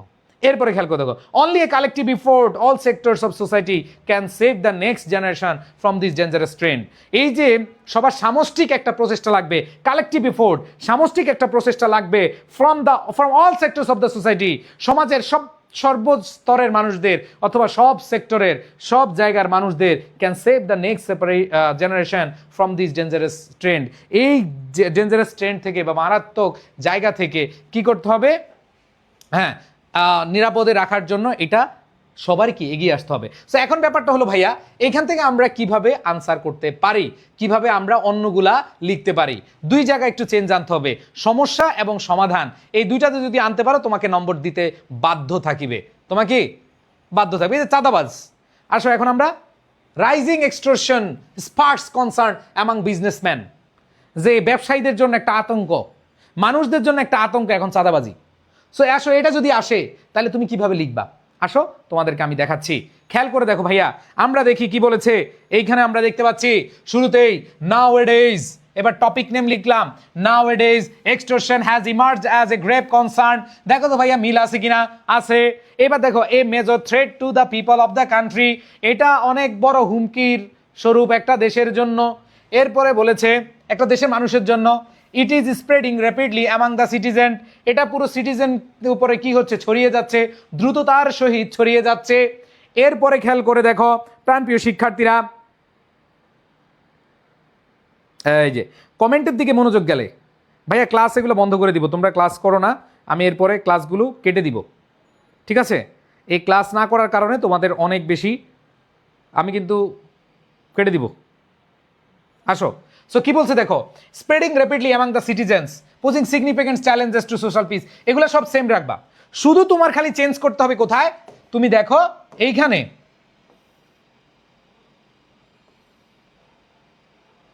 এইখানে খেয়াল করে দাও, দেখো দেখো এইখানে এই চাঁদাবাজির জায়গায় কি কোনো ইয়াং জেনারেশন লিখছি? এই যে বললাম ক্লাস কেন করতে হবে, দেখো এই চাঁদাবাজির জায়গায় কি আমি ইয়াং জেনারেশন লিখছি? চাঁদাবাজির জায়গায় আমি কি ইয়াং জেনারেশন লিখি নাই, ঠিক আছে? এইখানে আমি বলছিলাম যে সব জায়গায় ইয়াং জেনারেশন লেখা যাবে না, চাঁদাবাজির জায়গায় তুমি কি লিখতে পারো, যে পিস অ্যান্ড ন্যাশনাল ডেভেলপমেন্ট, যে শান্তি এবং জাতীয় উন্নয়নে এটা ব্যাঘাত ঘটে। এরপরে দেখো কি বলেছে, what was an minor issue has now reached an alarming level demanding immediate, এগুলো সব সেম লেখা, জাস্ট তুমি এখানে দেখো political protection for criminals has fuelled, এই যে তুমি পলিটিক্যাল, এই যে কারণটা কি, চাঁদাবাজির কারণটা কি, পলিটিক্যাল প্রোটেকশন ফর ক্রিমিনালস, যারা অপরাধী এদেরকে কি করে রাজনৈতিকভাবে, খেয়াল করে দেখো প্রোটেকশন, নিরাপত্তা দেওয়া হয়, রাজনৈতিকভাবে নিরাপত্তা দেওয়া, এটা একটা কারণ, তাহলে তুমি লিখে দাও এইটা, ভাই নাম্বার পাবা। এবার আসো তুমি এইবার যদি খেয়াল করে দেখো এটার সমাধান কি, দেখো এটার কি কি ঘটতেছে। আচ্ছা সমাধানের আগে দেখো দ্য কনসিকুয়েন্স, এটার ফলাফলটা কি হচ্ছে যখন চাঁদাবাজি হচ্ছে, ইকোনমিক লস, অর্থনৈতিক ক্ষতি হচ্ছে, ফিয়ার, ভয় হচ্ছে অ্যামাং এন্টারপ্রেনার্স, যারা উদ্যোক্তা, যারা মানুষ, যারা সাধারণ জনগণ, তাদের মধ্যে একটা কি আসতেছে, অর্থনৈতিক ক্ষতি আসতেছে এবং তাদের মধ্যে ভয় কাজ করতেছে। এরপরে খেয়াল করে দেখো আমরা জাস্ট বাকি যে জিনিসগুলো আছে আমরা এখানে দেখো বাকি জিনিসগুলো দেখে দেখে লিখে দিলাম, শেষ। এখন আসো চাঁদাবাজি যদি না লিখো, তুমি চাঁদাবাজি না লিখে যদি আসে ধরো এইটা, জাস্ট আমি তো তোমাদের মেইন জিনিসগুলো দেখাই। ফরম্যাট একটাই, কিন্তু ভাইয়া জিনিসগুলো কোথায় কোথায় চেঞ্জ করতে হবে এটা জানতে হবে। যেমন ফুড অ্যাডাল্টারেশন, সো খেয়াল করে দেখো, ফুড অ্যাডাল্টারেশনে তুমি কি ফুড অ্যাডাল্টারেশনে ইয়াং জেনারেশন আনবা? ইয়াং জেনারেশন লেখার দরকার নাই। ওই যে তোমাদেরকে বলছিলাম ভাইয়া ফরম্যাট পড়লেই হবে না, এখানে তুমি যদি বলো specially the young generation, food adulteration young generation কই থেকে আসে ভাই? লেখা যাবে না। সো খেয়াল করে দেখো এখানে কি বলেছে, নাও ডেজ ফুড অ্যাডাল্টারেশন হ্যাজ, এখানে নামটা দিবা। এবার দেখো এগুলো সব সেম আছে, শুধু ইয়াং জেনারেশন বাদ দিবা, কারণ কি ইয়াং জেনারেশনের সাথে ফুড অ্যাডাল্টারেশনের কোনো কি সম্পর্ক নাই। বা হেডলাইনটা ক্যাপিটাল লিটার লিখতে হবে না, হ্যাঁ ক্যাপিটাল লিটার লেখা লাগবে না। এরপরে দেখো যে জিনিসটা বলেছে কারণগুলা দেখো, অ্যাডিশনালি আনইথিক্যাল বিজনেস গ্রিড, এই যে আমাদের ফুড অ্যাডাল্টারেশন কেন করে, লোভ যে বেশি মুনাফা করতে চায়, ঠিক আছে, আনইথিক্যাল বিজনেস গ্রিড অথবা আনইথিক্যাল হায়ার প্রফিট অথবা প্রফিট ম্যাক্সিমাইজেশন, ঠিক আছে ভাই। লেখার দরকার নাই ভাইয়া, লেখার দরকার নাই ভাইয়া, পিডিএফ দিয়ে দিব, নো প্রবলেম। আমাদের যে গ্রুপ আছে সেখানে আমরা পিডিএফ দিয়ে দিব, তোমাদের লেখার দরকার নাই। ওকে, কেন যে বুঝে না, তোমাদেরকে কি বলছি লিখতে হবে? ওকে ভাই, অ্যাকাউন্টিং ওয়ার্কশপ কবে হবে? তোমরা যারা অ্যাকাউন্টিং ওয়ার্কশপ করবা, ইকোনমিক্স করবা, ফিজিক্স করবা, আমরা তোমাদেরকে পেজে জানিয়ে দিব যে এই গ্রুপে অ্যাড হও, সেখানে তোমরা রুটিন পেয়ে যাবা। সো আসো, এই আনইথিক্যাল বিজনেস গ্রিড দিতে পারো, অথবা আনইথিক্যালি ম্যাক্সিমাইজ প্রফিট, এটা দিলেও হবে। এরপর দেখো এটার কিছু ফলাফল দেখো, যে আমাদের ফুড অ্যাডাল্টারেশন কারণে কি কি ফলাফল হয়। এখানে হয় সিভিয়ার হেলথ রিস্ক, মারাত্মক স্বাস্থ্য ঝুঁকি হয়, স্বাস্থ্য ঝুঁকির সম্মুখীন হইতে হয়, like cancer and kidney failure. দেখবে খাদ্যে ভেজাল থাকলে আমাদের দেশে খাদ্যে ভেজাল বেশি, আমাদের দেশের মানুষের বয়স হায়াত কম। আর যে দেশে খাদ্য ভেজাল কম দেখবা যে এরা বেশি দিন বাঁচে, কারণ এদের ক্যান্সার অথবা কিডনি ডিজিজ অথবা হচ্ছে হার্ট রিলেটেড যে ডিজিজ এগুলো লাগে না, হয় না। ওকে, সো এরপরে দেখো বাকিগুলো লিখবা। এবার আসো যদি আমি তোমাদেরকে এখন দেখাই, এই যে তোমাদের এইটা যদি দেখাই জুভিনাইল ডিলিকুয়েন্সি, দেখো যদি আমি তোমাদেরকে দেখাই যারা দেখো কিশোর অপরাধ, এই কিশোর অপরাধের ভিতরে দেখো স্পেশালি দ্য ইয়াং জেনারেশন, এটা লিখতে পারছি কিনা? এই দেখো কিশোর অপরাধে আমরা সব সেম, শুধু এখানে দেখো স্পেশালি দ্য ইয়াং জেনারেশন, এটা আমরা লিখবো কারণ এটা ইয়াংদের সাথে সম্পৃক্ত। এখন আসো এদের কারণ এবং ফলাফল যদি আমরা দেখি, যেমন দেখো তাদের কারণটা কি, moral decay and family frustration, কারণটা হচ্ছে কি। সো আমরা এই যে যেটা দেখলাম জুভিনাইল ডিলিকুয়েন্স, এখানে কিন্তু তুমি ইয়াং জেনারেশন দিবা, ঠিক আছে। আরপর দেখো এটা কেন ঘটতেছে তুমি একটু খেয়াল করে দেখো, যে মোরাল ডিকে নৈতিক অবক্ষয় এবং ফ্যামিলি ফ্রাস্ট্রেশন, ঠিক আছে, পারিবারিক যে হতাশা এই জায়গা থেকে এটা হয়ে থাকে। আবার দেখো এটার কারণে কি ফলাফল হচ্ছে ইনক্রিজ ক্রাইম, অপরাধ বাড়তেছে অ্যান্ড সোশ্যাল ইনসিকিউরিটি, সামাজিক অনিরাপত্তা, এটা কি বাড়তেছে, সামাজিক নিরাপত্তাহীনতা এগুলা কি বাড়তেছে। সো এখানে দেখো কোন জায়গায় চেঞ্জ করতে হবে, কোন জায়গায় করতে হবে না, এগুলা কি তোমার বানাইতে হবে না, আমি লিখে দিয়েছি। সো এটা তোমাদের জন্য অনেক অনেক ভালো একটা বিষয়, আশা করি ইনশাল্লাহ তোমরা এভাবে পড়লে প্রত্যেকটা জিনিস লিখতে পারবা। এখন আসো আমি চলে যাচ্ছি তোমাদেরকে নিয়ে নেক্সট। আচ্ছা নেক্সট আমি নিয়ে যাচ্ছি, দেখো খেয়াল করে দেখো, আসো এরকম আর কি কি আসতে পারে। যেমন দেখো তোমাদের আসতে পারে ড্রাগ এডিকশন, তো ড্রাগ এডিকশনের সাথে সম্পর্ক কার বলো? ড্রাগ এডিকশনের সাথে ইয়াং জেনারেশনের সম্পর্ক আছে কিনা, স্পেশালি দ্য ইয়াং জেনারেশন, তাহলে এই লাইনটা লিখবা। এবার দেখো এটার ফলাফল কারণ কি, frustration and easy access to drugs, যেটা হতাশা এবং হচ্ছে সহজেই মাদক পাওয়া যায়, মাদকের সহজলভ্যতা, এটার কারণটা লিখলা। আর এটার ফলাফল কি, ফিজিক্যাল ডিকে, স্বাস্থ্যের শারীরিক কি হয়, অবক্ষয় হয়, and rise in the street crimes, যখন মাদক বেড়ে যায় তখন দেখবে রাস্তাঘাটে অনেক বেশি, খেয়াল করে দেখো যখন মাদক বেড়ে যায় তখন রাস্তাঘাটে ক্রাইম, অপরাধ বেড়ে যায়। সো এখানে দেখো আমরা কারণটা লিখলাম, তারপরে ফলাফলটা লিখলাম। বুঝতে পেরেছো কি সবাই? আশা করি তোমরা বুঝতে পেরেছো। এবার আসো পরেগুলো আমি একটু জাস্ট দেখা দিই, যেহেতু নামাজের টাইম হয়ে যাচ্ছে আমি চেষ্টা করবো তোমাদেরকে একটু দ্রুত দেখানোর জন্য। এবার দেখো ট্রাফিক জ্যাম, তো ট্রাফিক জ্যাম কিন্তু ইয়াং জেনারেশনের জন্য মানে এটা ফেস করে, আবার সবার জন্য এটা কিন্তু ফেস করে। তো এটা এখানে ইয়াং জেনারেশন লিখতে পারো, নাও লিখতে পারো, কোনো সমস্যা নাই। কিন্তু এখানে খেয়াল করে দেখো ভাইয়া, এখানে কারণ লিখতে হবে, narrow roads and unplanned city structure. দেখো সব কিছু সেম আছে, সব কিছু সেম আছে, জাস্ট তুমি কি করতেছো, মূল পয়েন্টগুলো তুমি চেঞ্জ করে দিচ্ছ। এখন তোমরা বলো ভাই, তোমার টিচার তোমাকে নম্বর দিবে কিনা বলো? যখন তুমি এখানে 2-4টা ওয়ার্ড তুমি চেঞ্জ করে লিখতে পারবা, তোমাকে টিচার নম্বর দিবে কিনা আমাকে এটা একটু বলো সবাই। সবাই বলো, যারা ভাবো যে ভাইয়া যদি আমরা ফরম্যাট লিখি টিচাররা নম্বর দেয় না, ঠিক আছে? সো এইখানে বলো, যদি নম্বর না দেয় তার মানে কি তোমার ফরম্যাটে ঝামেলা আছে। কিন্তু তুমি নিজেকে প্রশ্ন করো, ভাই এইভাবে লিখলে নম্বর দিবে কিনা, দিবে কিনা বলো। এবার আসো, ধরো তুমি এটা কারণ লিখলে, এবার এটার ফলাফল কি হচ্ছে, massive loss of working hours and mental stress. যখন আমরা যানজটে দেখো, আমরা যখন যানজটে পড়ি তখন আমাদের কি হয়, massive loss of working hours, আমাদের যে কার্য ঘন্টা, এই কার্য ঘন্টাটা কি হয়, ক্ষতি হয়, হারিয়ে যায়। অ্যান্ড মেন্টাল স্ট্রেস, আমাদের মানসিক যেই চাপ এটা বেড়ে যায়। যেমন ধরো ধরো আমি তোমাদের ক্লাস করাতে আসবো, আমি তোমাদের ক্লাস করাতে আসবো, কিন্তু আমি জ্যামে আটকে বললাম, ধরো আমি 7টায় তোমাদের ক্লাস দিছি, কিন্তু আমি বাসা থেকে বের হয়েছি ধরো 5টায়, আমি জানি 6টার মধ্যে এখানে পৌঁছে যাব, কিন্তু আমি দেখলাম যে রাস্তায় জ্যাম, আমি আস্তে আস্তে 7টা 10 বেজে গেছে। যখন 6টা 50 বাজে, আল্লাহ রে কি হবে রে, হাজার হাজার স্টুডেন্ট টেনশনে আছে, এরকম হয়। কিন্তু সেই মেন্টাল স্ট্রেসের কথা বলেছে। আজকে আমি পিডিএফ দিব না, কেন দিব না জানো? আজকের ক্লাসে তোমাদের রেসপন্স নাই।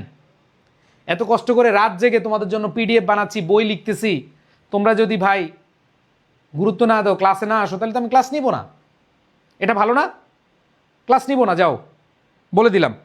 ওকে, সো দেখো, খেয়াল করে দেখো, আমরা এখানে কোনটা কারণ কোনটা ফলাফল লিখবো। এবার আসো, যেখানে যেখানে চেঞ্জ হচ্ছে আমি লিখে দিচ্ছি তোমাদেরকে, হ্যাঁ দেখাই দিচ্ছি, সব জায়গায় একই জিনিস লিখছে। দেখো নাও ডেজ প্রাইস হাইক, এবার দেখো প্রাইস হাইক, প্রাইস হাইক কেন হয়, কারণটা কি, আর্টিফিশিয়াল ক্রাইসিস।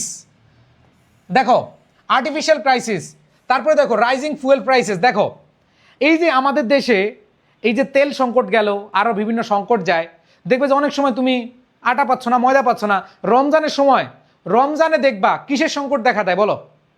রমজানে দেখবা হুট করে শসার দাম বেড়ে গেছে, 200 টাকা কেজি হয়ে গেছে, যেটা তুমি 10 টাকা 12 টাকা 15 টাকা দিয়ে কিনছো।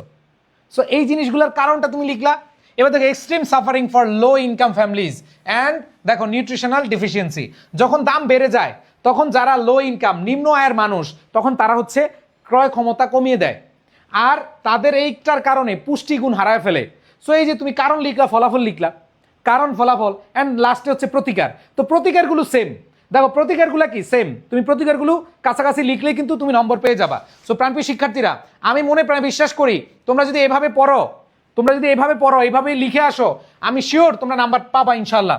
এরপর দেখো, ধরো আসলো ফেসবুক, ফেসবুকের খারাপ অবস্থা, ইম্প্যাক্ট অফ ফেসবুক। তো ইম্প্যাক্ট অফ ফেসবুক, তুমি যখন বেশি ফেসবুক চালাবা বা ফেসবুক বেশি চালাইলে এর কারণটা কি, excessive screen time and obsession with virtual world. দেখো নেগেটিভ ইম্প্যাক্ট কখন হয়, যখন তুমি এক্সেসিভ, যখন দেখো এক্সেসিভ স্ক্রিন টাইম হবে, যখন তুমি খালি মোবাইল বা ফেসবুকের মধ্যেই থাকবা, তখন আলটিমেটলি কি হবে, আলটিমেটলি হচ্ছে তোমার চোখের সমস্যা হবে, শরীর বা শারীরিক সমস্যা হবে, এবং অবসেশন উইথ ভার্চুয়াল ওয়ার্ল্ড, এবং তুমি হচ্ছে পুরো ভার্চুয়াল ওয়ার্ল্ডের মধ্যে পড়ে যাবা। ধরো তুমি দেখলা কোনো একটা সুন্দরী নায়িকা, কোনো একটা সুন্দরী নায়িকা, তোমার কতক্ষণ পরে মনে হবে ধরো মোবাইলটা রাইখা তুমি এরকম করবা, ঠিক আছে?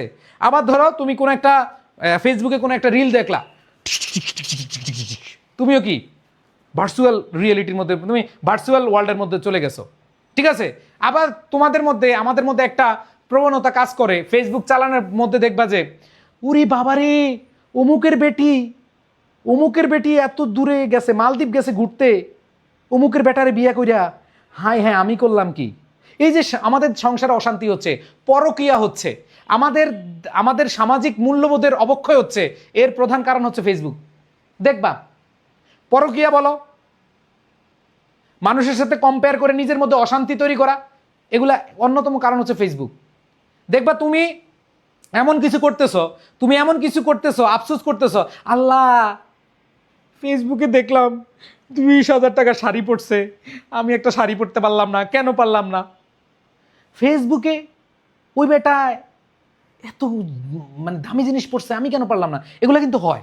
সো এইখানে যে জিনিসটা খেয়াল করে দেখো যে আমাদের স্ক্রিন টাইম এবং ভার্চুয়াল ওয়ার্ল্ডের মধ্যে চলে যাই, ঠিক আছে, অমুক নায়িকা এটা করছে আমারও করতে হবে। আরে ভাই কেন কেন? Be simple, be man, be women, ঠিক আছে। এরপরে খেয়াল করে দেখো এটা কি হচ্ছে, detachment from studies and mental health issues. এবং এই যে ফেসবুকে ইম্প্যাক্টের কারণে তুমি দেখো কি হচ্ছে, তুমি পড়াশোনা থেকে ডিটাচড হয়ে যাচ্ছ, তুমি পড়াশোনার বাইরে চলে যাচ্ছ, অ্যান্ড মেন্টাল হেলথ ইস্যুস, তোমার মানসিক সমস্যা হয়ে যাচ্ছে, তোমার কি মানসিক সমস্যা হয়ে যাচ্ছে। এইবার আসো খেয়াল করে দেখো ভাইয়াপুরা, দেখো সবাই দেখো এইখানে কি বলেছে, ও প্রাণ প্রিয় শিক্ষার্থীরা, এইখানে দেখো আমরা পরবর্তীতে যদি এইখানে দেখো কারাপশন আসে, দুর্নীতি আসে, ওয়াও, যদি দুর্নীতি আসে তাহলে দুর্নীতির কারণগুলা কি, এইখানে দুইটা কারণ দেখো, ফরম্যাট কিন্তু সেম, ফরম্যাট সেম, কারণ এবং ফলাফল কি করে দিবা, একটু সুন্দরভাবে লিখে দিবা। গ্রিড, এই যে কারাপশন কেন হচ্ছে, গ্রিড, লোভের কারণে, অ্যান্ড ল্যাক অফ অ্যাকাউন্টেবিলিটি, জবাবদিহিতার অভাব। আজকে আমাদের দেশে এত দুর্নীতি কেন হচ্ছে, এর পেছনের কারণ হলো আমাদের লোভ, লোভের শেষ নাই, আমাদের দেশে জবাবদিহিতার অভাব রয়েছে। এরপরে দেখো এটার ফলাফল কি, unfair recruitment and misuse of public funds. দেখো এই যে কারাপশন কেন হচ্ছে, আনফেয়ার, আনফেয়ার অবৈধ রিক্রুটমেন্ট। দেখবা চাকরির বাজারে যে বেটা চাকরি করতে গেছে, বেটা ঘুষ দিয়ে কি করছে, চাকরি নিছে, তো ও ঘুষ খাবে না? ধরো সে যদি 20 লাখ টাকা দিয়ে একটা চাকরি নেয়, ওর প্রধান কাজ কি, জনসেবা, নাকি এর প্রধান কাজ হচ্ছে কি, এর প্রধান কাজ হচ্ছে কারাপশন, তার টাকা উঠানো, ও ইনভেস্ট করছে কি করে, আমি এরকম শুনছি যে ঘুষ দিয়ে চাকরি করবই, ঘুষ দিয়ে চাকরি করে এবং চাকরি করার পরে সে ঘুষ খাইতেছে, বলে কি আমি তো ব্যবসা করতেছি। কি সুন্দর কথা শুনছ, ঘুষ দিয়ে, দেখো ঘুষ দিয়ে চাকরি নিয়ে, ধরো ঘুষ দিয়েও চাকরি করে, চাকরিতে জয়েন করে, এরপর কি করে জানো, কিসের জনসেবা, আমি তো ইনভেস্ট করছি 20 লাখ, আমি আগে 20 লাখ উঠাই, আগে চালান উঠাই, এরপর লাভ করব। ও মাগো, টুরু লাভ, ও সরি টুরু ফ্যাক্ট। এরকম শুনছো কিনা তোমরা, শুনছো কিনা এরকম যে কি ঘুষ দিয়ে এরকম, ভাই আমি দেখছি 20 লাখ টাকা, সমস্যা কি, এটা তোমার ইনভেস্টমেন্ট। আবার ফ্যামিলির বুঝায়, আব্বা টেনশন করেন না, এটা ইনভেস্টমেন্ট, এটা ইনভেস্টমেন্ট, এটাতে লস নাই। আবার কি কয় জানো, এই ইনভেস্টমেন্টে কোনো লস নাই, বুঝছো। সো এই জিনিসগুলো থেকে আমাদেরকে দূরে থাকতে হবে। তাহলে দেখো এটা আমাদের লোভ এবং আমাদের জবাবদিহিতার অভাব এবং unfair recruitment, misuse of public funds. আমাদের দেশে আমাদের দেশে এসি চালাবে কিভাবে, এটার জন্য চলে যাচ্ছে বিদেশে। এবং আমি দেখেছি অনেক সরকারি চাকরিজীবী আমলা মানুষের শান্তি নাই, কেন নাই, এই যে কারাপটেড, দুর্নীতির কারণে। কিসের কারণে, দুর্নীতির কারণে। তুমি হ্যাঁ দুর্নীতি করলে কোনো একটা জায়গায় তুমি খুব ভালো কয়দিন থাকতে পারো, কিন্তু আল্লাহ বলেছেন পাপ বাপরেও ছাড়ে না, এবং আল্লাহ কিন্তু ছাড় দেন, ছেড়ে দেন না। সো এই জিনিসগুলো কিন্তু হয়, ঠিক আছে। সো এখানে আমাদের কারাপশনের ক্ষেত্রে তোমাদের কি চেঞ্জ করতে হবে, জাস্ট দুইটা জিনিস এখানে দেখাই দিলাম। এইবার আসো ভাইয়া এইখানে লোডশেডিং। সো লোডশেডিং কেন হচ্ছে দেখো, এখানে তোমরা একটু জানো কি লোডশেডিং কি সরকারের কারণে হয়, আমাকে একটু বলো তো, লোডশেডিং কি সরকারের হয়, সরকারের কারণে হয় না, লোডশেডিং সরকারের কারণে হয় না। দেখো লোডশেডিং গরমকালে কেন বেশি হয় জানো, লোডশেডিং গরমকালে বেশি হওয়ার কারণটা হলো আমরা যখন এসি বেশি ব্যবহার করি, আমরা ফ্যান বেশি ব্যবহার করি, আমরা হচ্ছে গরমকালে আমাদের এই ঠান্ডা হওয়ার জন্য কুলিং বেশি ইউজ করি, আমরা অনেক বেশি ইউজ করে থাকি এই ইলেকট্রিসিটিকে, আর এই জন্য আমাদের ইমব্যালেন্স হয়। দেখো imbalance between demand and supply of electricity, যে শীতকালে আমরা যে বিদ্যুৎ উৎপাদন করি বা বিদ্যুৎ পাই, সেটা দিয়ে আমরা সবাই ধুমধাম চলতে পারি, কিন্তু গরমকালে আইসা যেটা হয় সেটা হচ্ছে ইমব্যালেন্স হয়, ডিমান্ড এবং সাপ্লাই, আমাদের কি আমাদের চাহিদা এবং যোগান কি হয়েছে, ইমব্যালেন্স হয়ে যায়। এরপরে খেয়াল করে দেখো এটার কারণে ফলাফলটা কি হচ্ছে, ডিসরাপশন ইন্ডাস্ট্রিয়াল প্রোডাকশন। এই যে লোডশেডিং এর কারণে, যেমন আমাদের ক্লাসে হুট করে কারেন্ট চলে যায় মাঝে মধ্যে, সো তোমরা কি করো, ইস কারেন্ট সময় পেলো না, ঠিক আছে, সো এটা হয়। And production and study of students, দেখো এখানে স্টুডেন্টদের পড়াশোনার কি ক্ষতি হয়, এই জিনিসগুলো হচ্ছে আমরা এই জিনিসগুলো দেখি লোডশেডিং এর কারণে। এরপরে দেখো এইবার দেখো স্ল্যাম ডুইলার্সটা কেন হয়, কারণটা কি এবং ফলাফল কি। স্ল্যাম ডুইলার্স হচ্ছে পোভার্টি, দারিদ্রতার কারণে, রুরাল টু আরবান মাইগ্রেশন।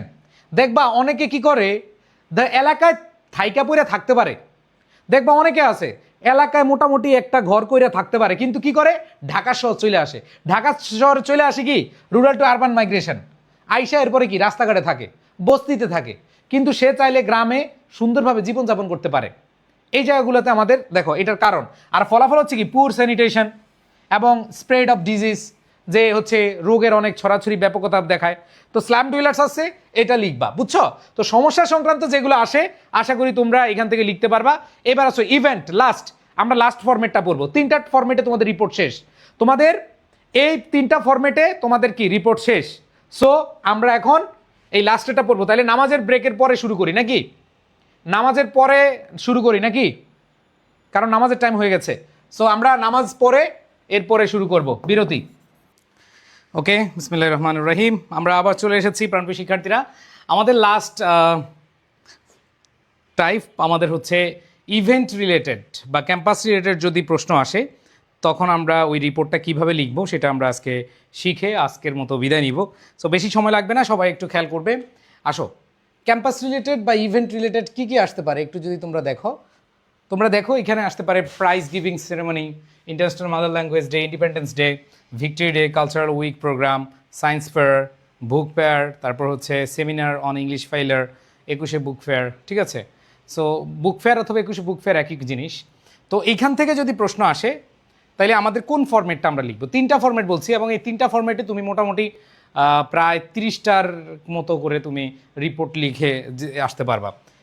তো আসো আমরা একটু আমাদের ফরম্যাটটা আগে দেখি। দেখো,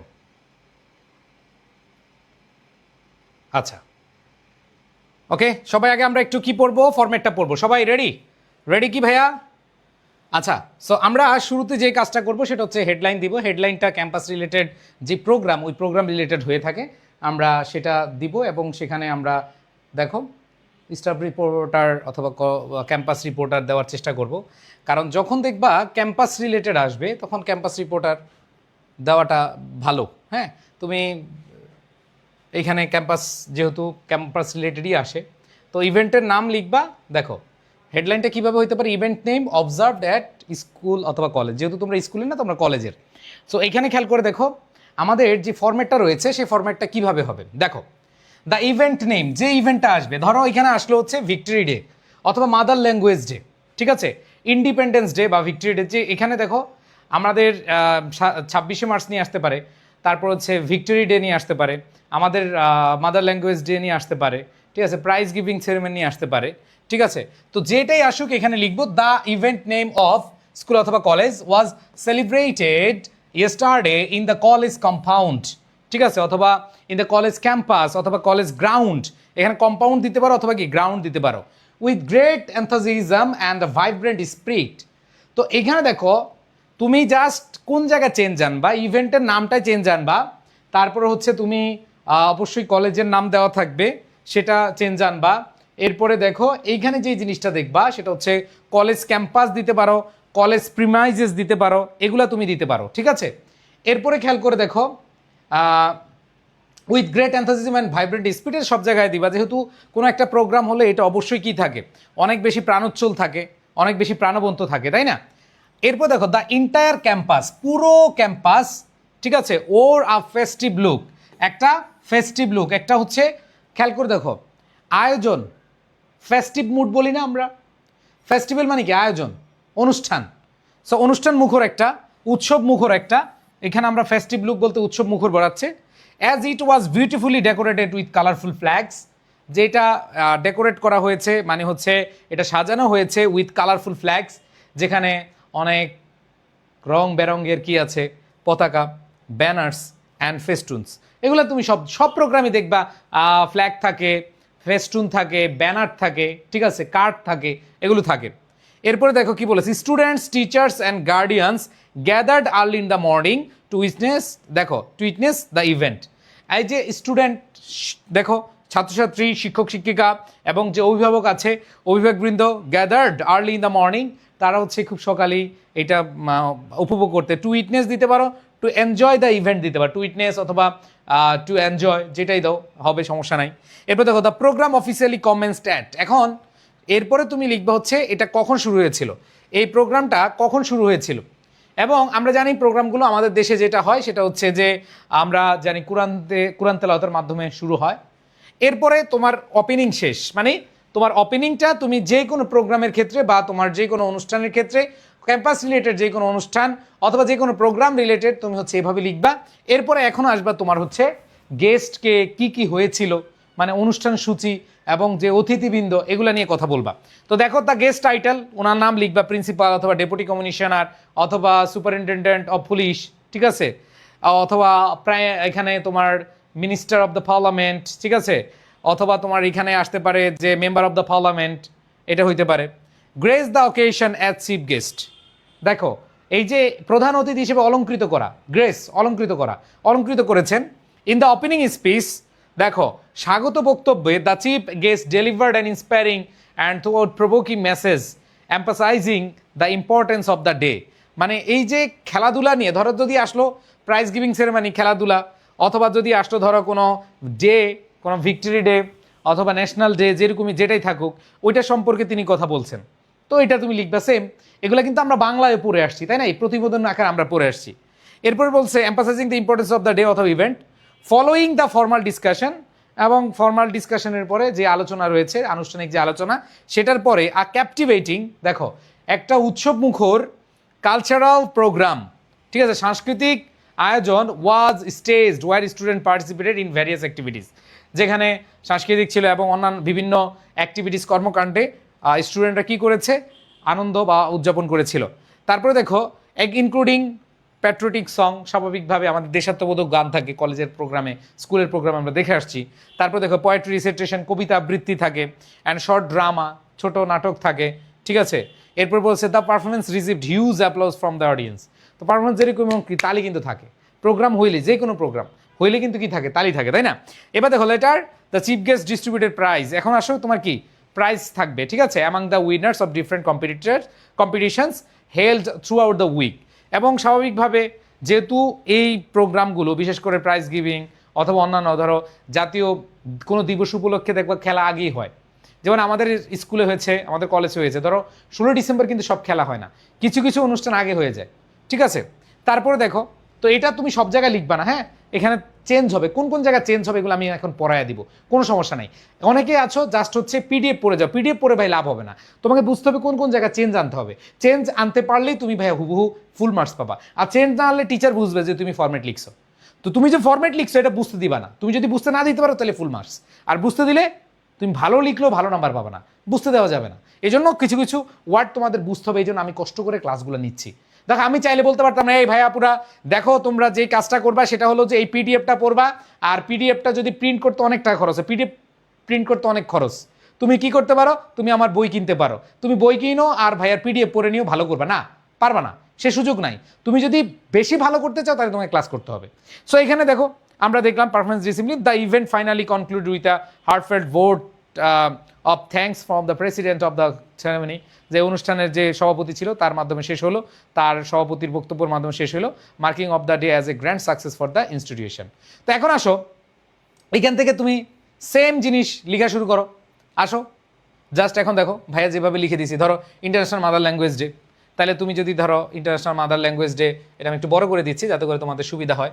আমি যদি তোমাদেরকে দেখাই, আর একটু বড় করে দেখাচ্ছি, সেম জিনিস খালি তুমি খালি একটু চেঞ্জ করে দেবে। The international mother language day, এই যে ইভেন্টের নাম লিখবা, ঠিক আছে। Of Dhaka college was celebrated yesterday in the college compound with great enthusiasm and vibrant spirit, same জিনিস আছে, ঠিক আছে। আচ্ছা, আর তোমাদেরকে বলছিলাম রিপোর্টের ক্ষেত্রে আই ইউ এগুলো ইউজ করবা না। দেখো আমি যেগুলো দিছি এগুলো কিন্তু ইউজ করবা না, ইউজ করা নাই, ঠিক আছে। এরপর দেখো অনেকে কি করে জানো, রিপোর্ট রাইটিং লিখতে গিয়ে ধরো আসছে মাদার ল্যাঙ্গুয়েজ ডে, মাতৃভাষা দিবস উপলক্ষে কোনো অনুষ্ঠান অথবা প্রাইজ গিভিং সেরিমনি, ওইখানে লিখে আমি এতগুলো পুরস্কার পাইছিলাম, আমি এটা করছি, আমি পারফর্ম করছি, এগুলো লিখবা না, জিরো পাবা, আন্ডা পাবা। কারণ রিপোর্ট মানে কি, তুমি সাংবাদিক, তুমি স্টুডেন্ট না। যখন তুমি রিপোর্ট লিখবে তখন তুমি সাংবাদিক। বাট অনেকে কি করে জানো, অনেকে কি করে এই রিপোর্টের ভিতরে লিখে দেয় আমি এত মজা করছি, আমি নাচছি, আমি এই করছি, আমি পুরস্কার পাইছি। নো, এগুলো লিখা যাবে না ভাইয়া, যদি এগুলো লিখো তুমি নাম্বার পাবা না। সো প্রাণপ্রিয় শিক্ষার্থীরা, ভাইয়ার কথাগুলো একটু মনোযোগ দিয়ে শুনবা। দেখো আমি তোমাদেরকে একটা কথা বলতে চাই, আমার এই ক্লাসে শেষ পর্যন্ত যারা থাকতেছো, আমি এটা মনে প্রাণে বিশ্বাস করি, ইংরেজিতে তোমাকে কেউ ঠেকাইতে পারবে না, তুমি সবচেয়ে ভালো নাম্বার পাবা ইংরেজিতে পাবা। দেখো তোমাদের অনেকের গ্রামারের প্রবলেম আছে, তোমাদের ফার্স্ট পেপারের প্যাসেজের প্রবলেম আছে, তোমরা আমার ক্লাস করো। দেখো এখনও কিন্তু প্রায় 2 মাসের কাছাকাছি সময় আছে, এখন এই সময়টা যদি তুমি কাজে লাগাইতে পারো তুমি বস, তুমি A+ পাবা। যে ছেলে মেয়ে টেস্টের আগেও চিন্তা করে নাই যে প্লাস পাবে, সে এখন চিন্তা করতেছে এ প্লাস পাবে, বিকজ সাহস বেড়ে গেছে। তুমি বলো ভাই আজকে মিলে আমি তোমাদের 4টা টপিক পড়াইছি, এখন এই টপিকগুলো তোমার কাছে আগে অনেক টেনশন লাগতো না, অনেক বেশি কঠিন লাগতো না? এই টপিকগুলো নিয়ে কি এখন কি টেনশন আর কঠিন লাগে? লাগে না, লাগবে না ইনশাল্লাহ। আমি তোমাদের বলতেছি যে প্রত্যেকটা টপিক আমি তোমাদের পড়াই দেবো। যেমন আমি তোমাদেরকে কবিতাগুলো আছে, কবিতা প্রত্যেকটা কবিতার থিম পড়াই দিব, এগুলো সব পড়াই দেবো ইনশাল্লাহ। জাস্ট তোমাদের ক্লাস করতে হবে। ওকে, আজকে আরেকটা বিষয়, আজকে কিন্তু আমি সিদ্ধান্ত নিব, আজকে তোমাদের ক্লাসের রেসপন্স ভালো না, তো আমি ক্লাস নিব না, যাও, দেখা যাবে তোমাদের রেসপন্স, পরের ক্লাসের রেসপন্স দেখে ক্লাস নিব। তো এখানে দেখো কি বলা আছে, এই যে দেখো, as it was beautifully decorated with colourful flags, banners, festive, সব সেম। এবার দেখো এই প্রোগ্রাম যে অফিসিয়ালি, এখানে টাইমটা আমাদের কি করতে হবে, চেঞ্জ করতে হবে। তাহলে টাইমটা দিলা 8 AM, এবং এটা হোলি কোরআনের মাধ্যমে শুরু হয়েছে। এখানে তোমার একটা কি করতে হবে, চেঞ্জ। তার মানে টাইমটা তোমার একটু কি আনতে হবে, চেঞ্জ আনলা।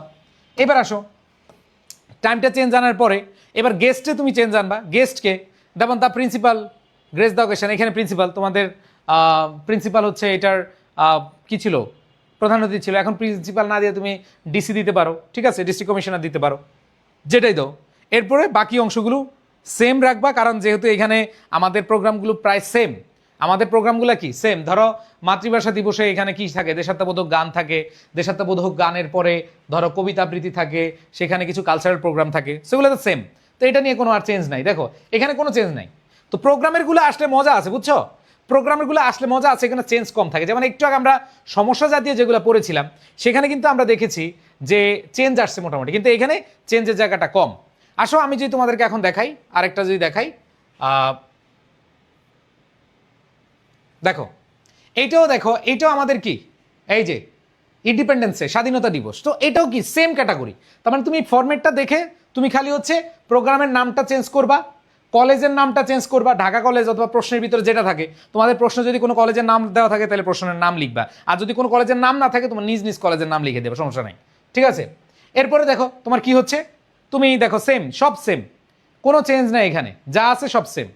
জাস্ট এখানে দেখো the local member of parliament, দেখো ওই যে বললাম যে MP, local member of parliament, তুমি এখানে গেস্টটা চেঞ্জ করে দিতে পারলা।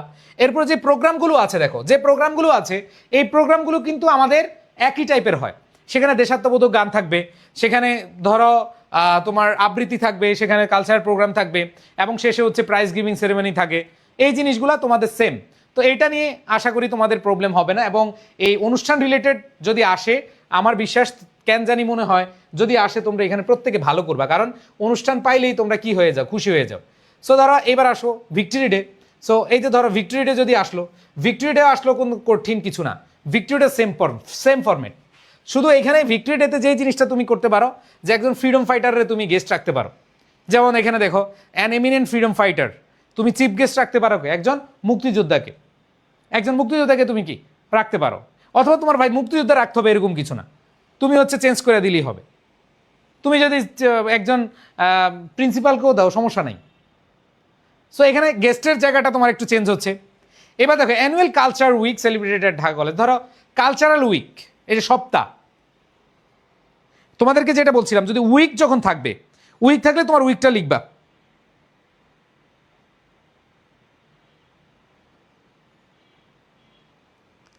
ওকে, সো আমি যে জিনিসটা তোমাদেরকে বলবো,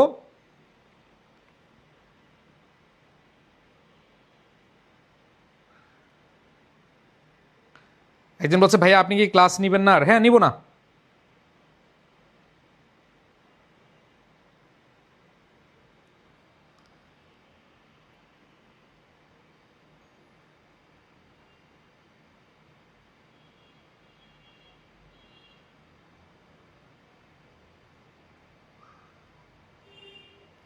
ওকে, সো খেয়াল করে দেখো এখানে এই জায়গাটায় আমরা সেম জিনিস, যেহেতু এখানে উইক থাকে, যেহেতু মানে আমাদের কালচারাল অনুষ্ঠান সেম ফরম্যাটই থাকবে, তো এখানে একটু খেয়াল করে দেখো এই জায়গাটায় আমাদের কোন জায়গা চেঞ্জ আছে। এখানে তোমার কিন্তু চাইলে তুমি যে দেশাত্মবোধক গান, এটা কিন্তু দেখো নাই, এখানে আছে।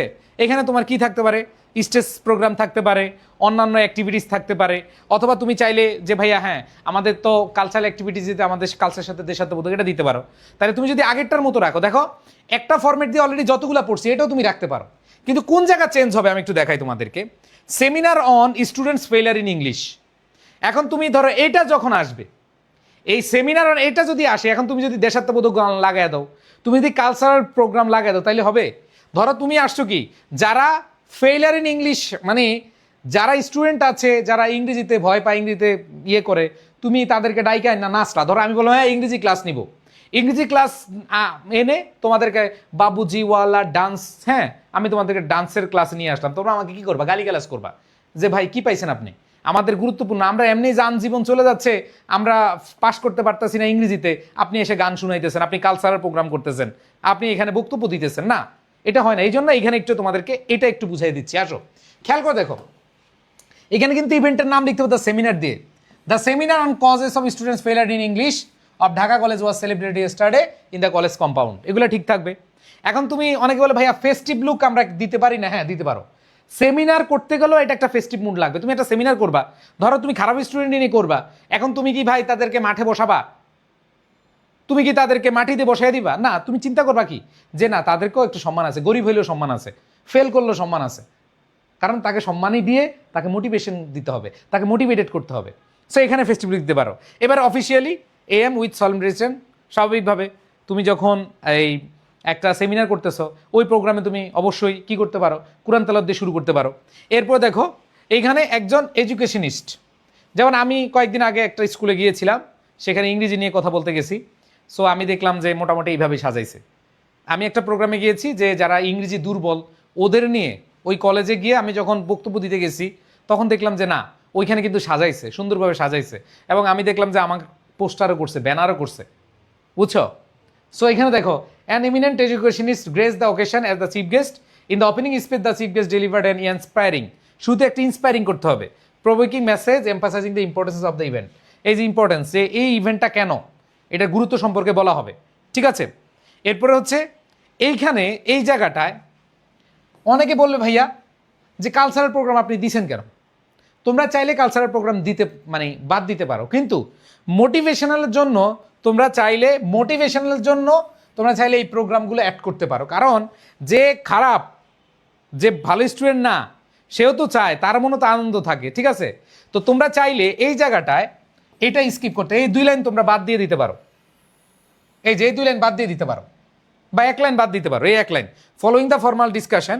এই যে ফর্মাল ডিসকাশন কেন? মেইন আলোচনা। তো মেইন আলোচনাতে তো আমি বলে দিছি ভাই ইংরেজিতে পাস করতে হলে এভাবে পড়তে হবে, এভাবে করতে হবে, এভাবে করতে হবে। এখন এই ফর্মালটার পরে একটা কালচারাল প্রোগ্রাম হয়েছে, এখন কালচারাল প্রোগ্রামটা তুমি রাখতেও পারো নাও রাখতে পারো, কোনো সমস্যা নেই, ঠিক আছে? এরপরে letter the chief guest distributed prize. এখন তোমার এখানে একটা পরীক্ষা নেওয়া হলো, এখন বলে ভাইয়া প্রাইজ কই পাইলেন? ভাই ইংরেজিতে তুমি দুর্বল, তারপরে তোমার অবস্থা যাচাই করার জন্য আমি একটা কি করছি, পরীক্ষা নিচ্ছি। তো এটা চাইলে তুমি এখানে অ্যাড করে দিতে পারো।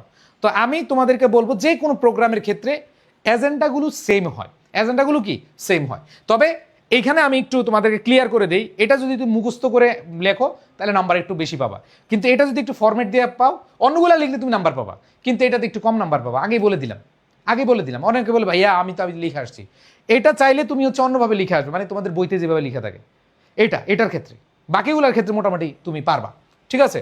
বাকিগুলো তুমি ওইভাবে লিখলে তুমি নাম্বার পাবা।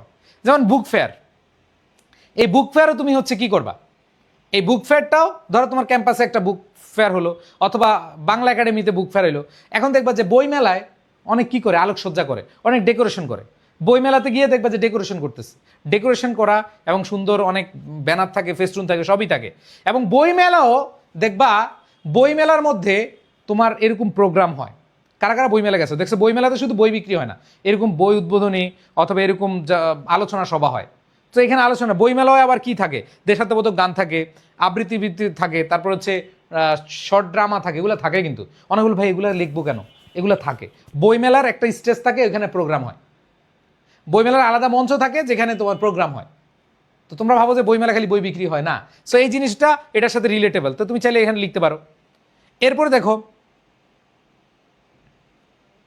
আচ্ছা পিডিএফটা একটু ইয়ে হয়ে গেছে, ও আচ্ছা এগুলার নাই, ওকে। সো এই প্রোগ্রাম রিলেটেড যেগুলো আছে, আচ্ছা পিডিএফটা ভেঙে গেছে, আমি পিডিএফটা ঠিক করে দিব। সো এতক্ষণ যারা ধৈর্য ধারণ করে ক্লাস করেছো, আশা করি তোমরা খুব ভালো করে ক্লাসগুলো বুঝেছো, এবং